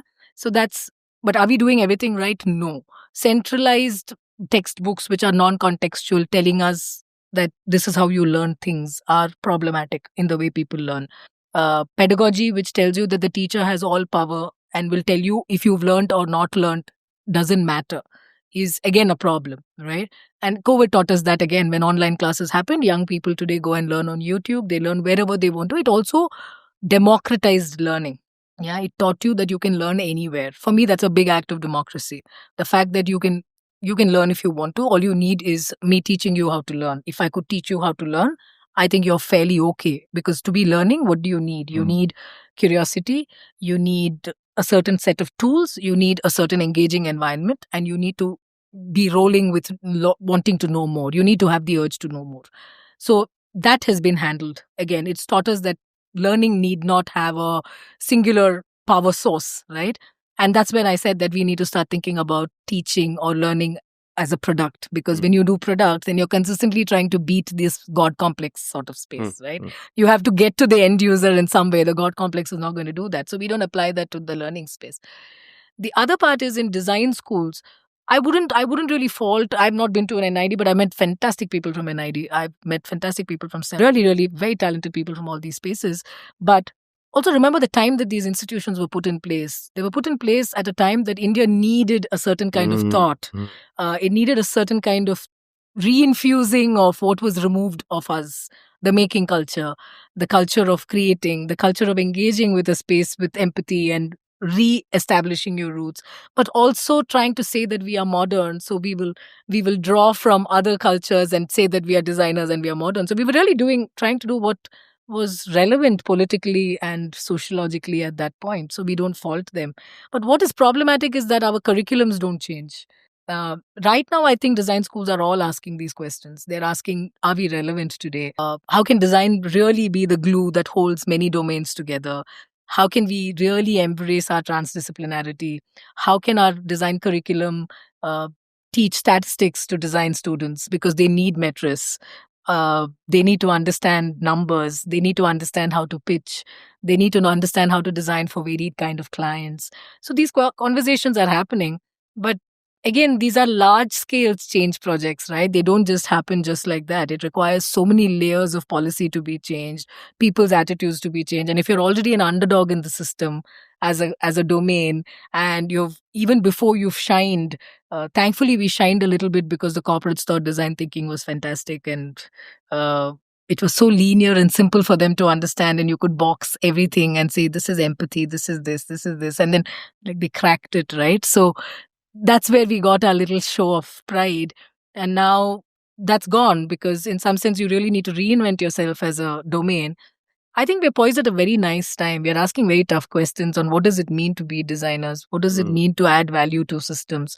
What kind of value do we want to add? Increasingly, when there is change in politics, when there is change in economic might or economic decisions, when there's so much change around you, ecological change, how can designers be relevant? Those are the questions. Leanings. Yes, right? Identity issues. Exactly, right? Large scale change. How do designers become relevant in spaces like that? I think we are asking the right questions, and that's really the beginning for me, because an era has gone past. We've done great work in some of the things that we've done, and we've really brought design to the front of what it should be. Like 18 years ago, we wouldn't know design. Like I didn't know design as a domain in my little small town. But today I know that even in my small little hamlet, people talk about design as a domain that they want to take. The university that I taught in had kids who had come from places like Bihar who were doing design. And I'm not saying Bihar is a bad thing, but I'm saying people who we know are coming from far off villages and have come from small, and they were students of scholarship who were doing design, and they were really engaged in wanting to learn it and felt that it gave them freedom to think. So I wholly hope that we don't get confined into this freedom of thought and creativity lens that we've held with such pride. I think we should embrace the seriousness that we bring to a space also, because it is serious work. Thinking is serious work. Solving is serious work. Iterating and finding the right problems for various stakeholders is serious work. And we somehow don't seem to be talking that language, right? We are consistently doing this. And this is exactly why I'm so scared of UX and UI becoming the new language of design nowadays. Yeah. That's the only thing that we need to be, we are talking about, as because everything is becoming digital design. We are not talking about design as hand making, or where is the changes in architecture, or making real impact in the way things are being built, or creating, crafting, going back to traditions that we could learn from. We are not doing those intersectional conversations at all. So it's a tough space. I wouldn't call it an India problem. I would call it a learning problem, which is why I started off saying that education is a design problem, because we can only solve education and its problems by thinking about it from a lens of design, and to say, how do I solve for education to make it more accessible, make it more appealing, make it more relevant to the times. And design is about relevance, right? What's relevant today is not relevant 10 years from now, maybe. And education has not changed in that sense. And when you approach learning as a design problem, then you're saying that the relevance of education in a certain time and period and frame has changed. Now, how do I resolve for this in this frame? And those changes and those conversations need to happen. So what I was saying was, like, in every part of our discussion, we have been saying engineer, designer, doctor, so all of that. But in a lot of ways, everybody is, be it a doctor or an engineer or the designer, the so-called designers themselves, there is design thinking happening at every stage. Yes. So why differentiate designer from everything else and either make them sit on a high horse and give them that whole... I'm not downgrading anything, or I'm not saying anything wrong about anybody, but generally this perception that, oh, you're a designer, oh, aap architect ho. So that's something that comes normally to, at least to the normal people that I meet, to a layman in some sense. And also, so that's one part, because we're always associating design and designer as a very different person. Whereas from what we understand now is it's happening everywhere. I want to bring up something here. Very interesting that you raised this. One is that why this point that you said, right? Like, up designer ho, like it's a big thing. We have been earmarked and marked with the idea that we are creative people and everybody out there is uncreative. Yeah. And we are free, and we are free thinkers, and we are not the achievers, but we are hatke, right? And that's very aspirational in a society where everybody else is otherwise running pillar to post to make an Excel sheet and show proof that you've added value to an organization and all of that. We really have a luxury, right? And it's a very interesting space to occupy also, right? Because you meet so many more kinds of people and so many more experiences that you can bring in.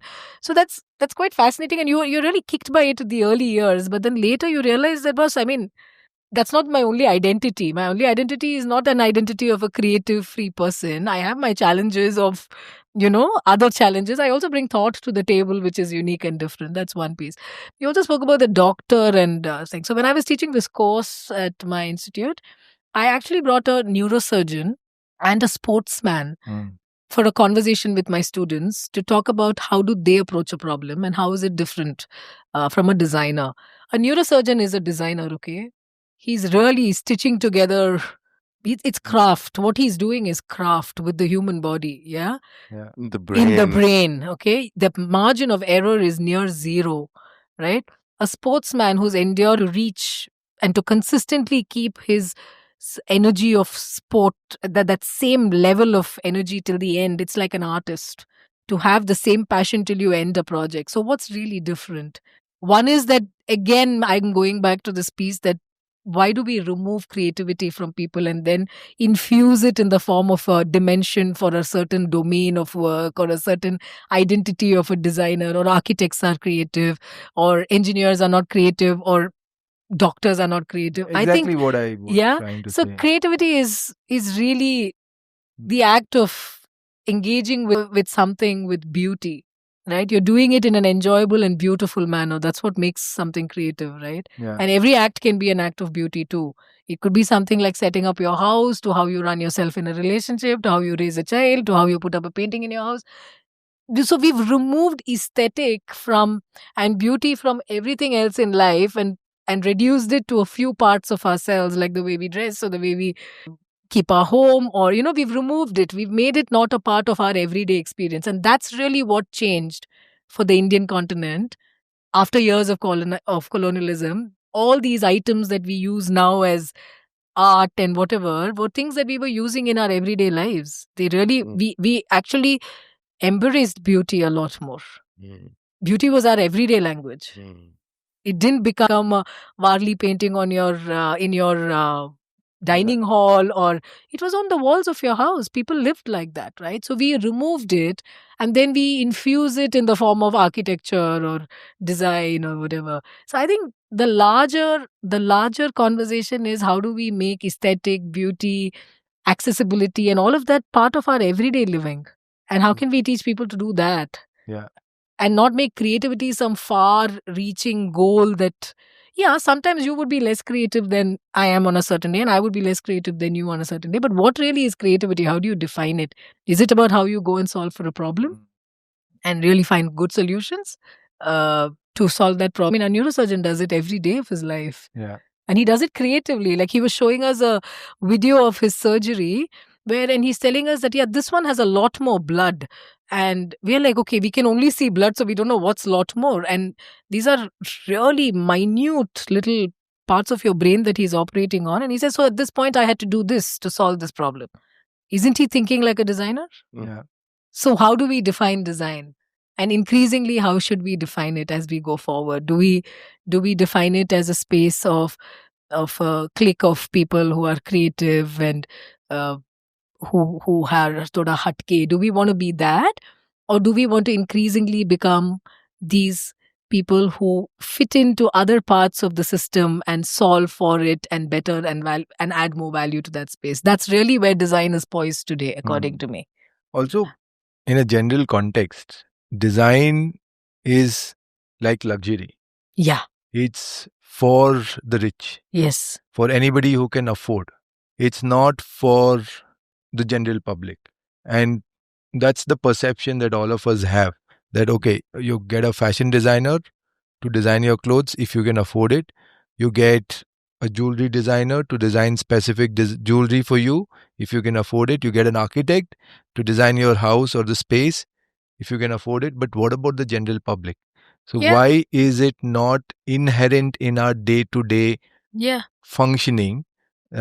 That's one point I just wanted to put across. And the other is, with design being taught right now in Indian context, maybe actually not exactly Indian context, but overall, there are not many large business houses which revolve around design. Yeah.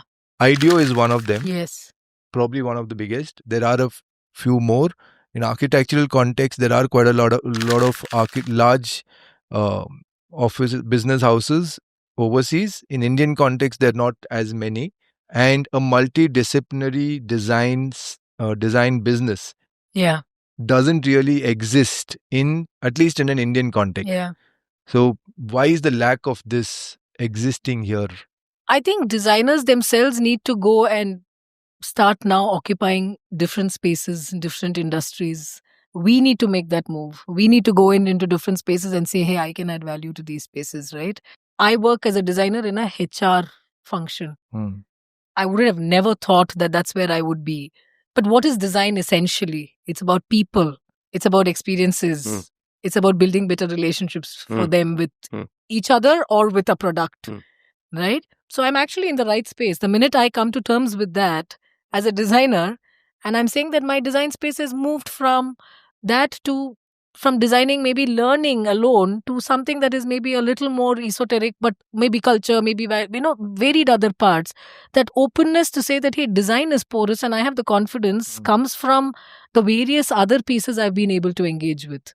And we need to teach design as that, as an amalgamation of many subjects, and yet standing on its own, because it gives you that superpower. For me, it's a superpower. But it does not exist by itself. It exists with everything else.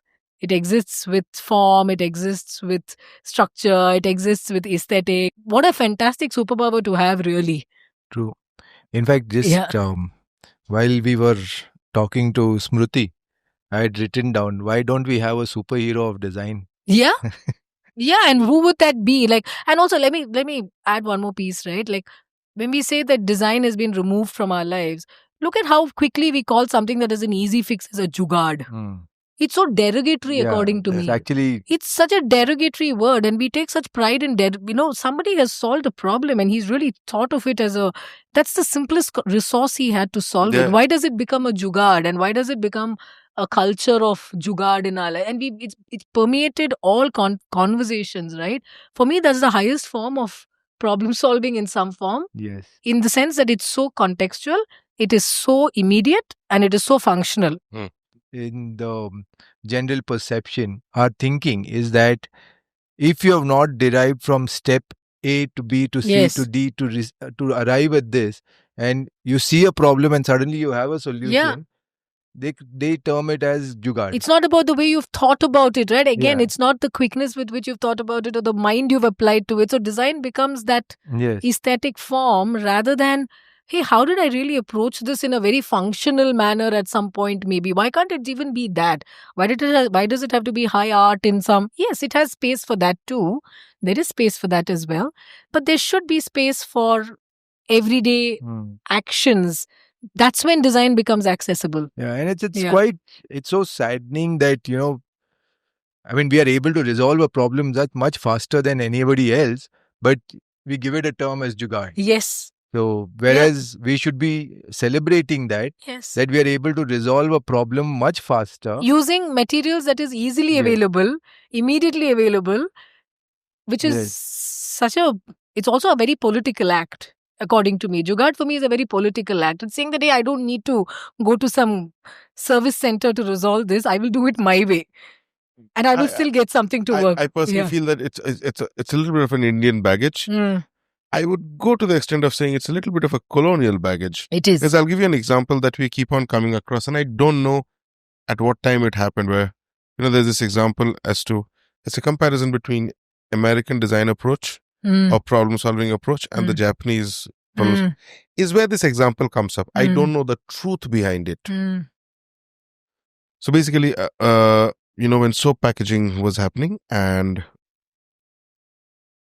certain soaps certain soaps are not getting packed. So the wrapper keeps going out. That one, no? Yeah. So I'm just giving you the two. So the American context, they went in and came up with a machine to find out which wrapper did not have the soap in it. And there's an exhaustive exercise of coming up with a solution. The Japanese guys just put a fan on the belt. So whichever wrapper was free, it just flew out. So right smart. Now, if you change the name from Japan to India, because an Indian would typically do that. So I've heard this. But you would call this jugaad. Yeah, exactly. You would. But it is the brilliance of thinking. That's the simplest, straightforward, eco-friendly, sustainable, without any resources. Your job is done. Pankha laga diya, ud gaya. Correct. Exactly. So I think it's a baggage about, it's our baggage about our own selves. Yes. Right? It's got nothing to do with whether the idea is good enough or not. Yeah. See, I was thinking about this when you guys asked me to come up for the talk, that what do we not tell people when they are making things, right? What you build is also building you. You're always seeing the end product, but there's something that is building you when you build. The iterations are building you. And that's the kind of messiness that I'm talking about. How is that building of an individual happening in that process? As designers, the fact that we keep building is also building us. It's not the product, the end outcome. It's that journey, right? That journey is it's painstaking, it's tough, it's deeply reflective. And in that reflection, you're creating change. You're moving between realms of your own inner corrections and trying to make something. So none of these struggles are really spoken about, as we don't talk about it enough. We want to take the end product and make. So I think I'll stop here. Yeah. No, I can go on, but I think each of the topics that I start with her is going to be a 5-minute conversation. And in our context, the 5-minute conversation is... with Dashop, it's never a 5-minute conversation. I'll be here till midnight. It's a long time. Relativity kicks in there. So I think we'll stop it here. We've had a great conversation. We finally get to know what you do. Yes, so now do you know what I do? I don't know what I do actually anymore. And it's given us a lot of clarity on design and creativity, and not clarity, but at least we know, we've discussed quite a bit, and we understand that we should not be really differentiating between day-to-day thinking versus design thinking to a designer. Yes, for the need of identification, it is done. But I think overall, there is a larger picture around all of this, and getting the education system to do a better job at making sure that a designer is not alienated from the regular people. I think we need to work on that. I think that's something that I really understood out of all this. Yeah. And I loved the conversation. Thank you. And like I said, finally I get to know what you do. Before I finish, I want to ask her, what do you think about this conversation? Oh, lovely. It actually made me reflect on a few things. It made me realize that the only act of creativity that I have followed in my career, actually, I mean, in my life of how many ever years that I am, is that I never went with the idea of purpose. I just went with what is seeking my energy right now. And I was true to that. What does my spirit need at this point? And I just went with that. Like, it was hard. It was tough. I had answers to give people as to why I'm choosing to make soap suddenly and why am I making jewelry suddenly, why am I getting off into pottery suddenly. But I think I learned to value that inner voice of what energies are asking of me in a creative space. And I didn't call it creativity at all. I just felt like it was, what was I feeding my spirit at that point? And that's been the toughest journey, really, keeping that integrity of my consistent need to move alive, and that's the challenge. But that's where I think half the learning and experiences and transdisciplinarity and fitting into systems and spaces and all happens when you just. It might also have been a luxury. I don't know. Maybe I had the luxury to do that. Maybe I mean, I don't want to sound very privileged when I say this, but it has had its very tough moments where you've really done well in your college and you've been a very good student, and then you start off at a really low pay grade because you're a creative person. All of those are they stay with you, right? Do I have a richer life because of that? Yes. How many people have traveled to Kashmir and done what I've done? And where does it add up to now? It allows me to understand different perspectives, different worldviews. How does that help me in my journey when I'm designing something, right? So I think it's consistently asking for those reassurances of what is it doing to your spirit? Is it adding? Because as creative people, that's the only thing we can hold dear. The spirit we bring to a space. Because half of design is that. It's that space of being spirited, right? Not giving up because you're iterating so many times. It's so easy to be de-spirited by something. So I think this conversation helped me kind of reroute those parts of my journey, and that's been very valuable. So for me, it's enriching, right? A conversation that makes me push the way I look at it. It's easy for me in some sense. I think it's easy for everybody, but I'll speak for myself to crystallize a thought and use it as a formula, right? Especially when conversations like this happen is when I was like, not fitting in. Yeah. And this is a restlessness. It's not a comfortable journey, but it's definitely nourishing. And for that, I'm grateful. So thank you for finding time for us. Thank you, Bishop. Thank you. Thank you. And also thank you for doing this so late. I think this is probably the latest, it's late in the night that we have recorded. Thanks a lot. Really? Okay. That I will take the thank you for. Now we will.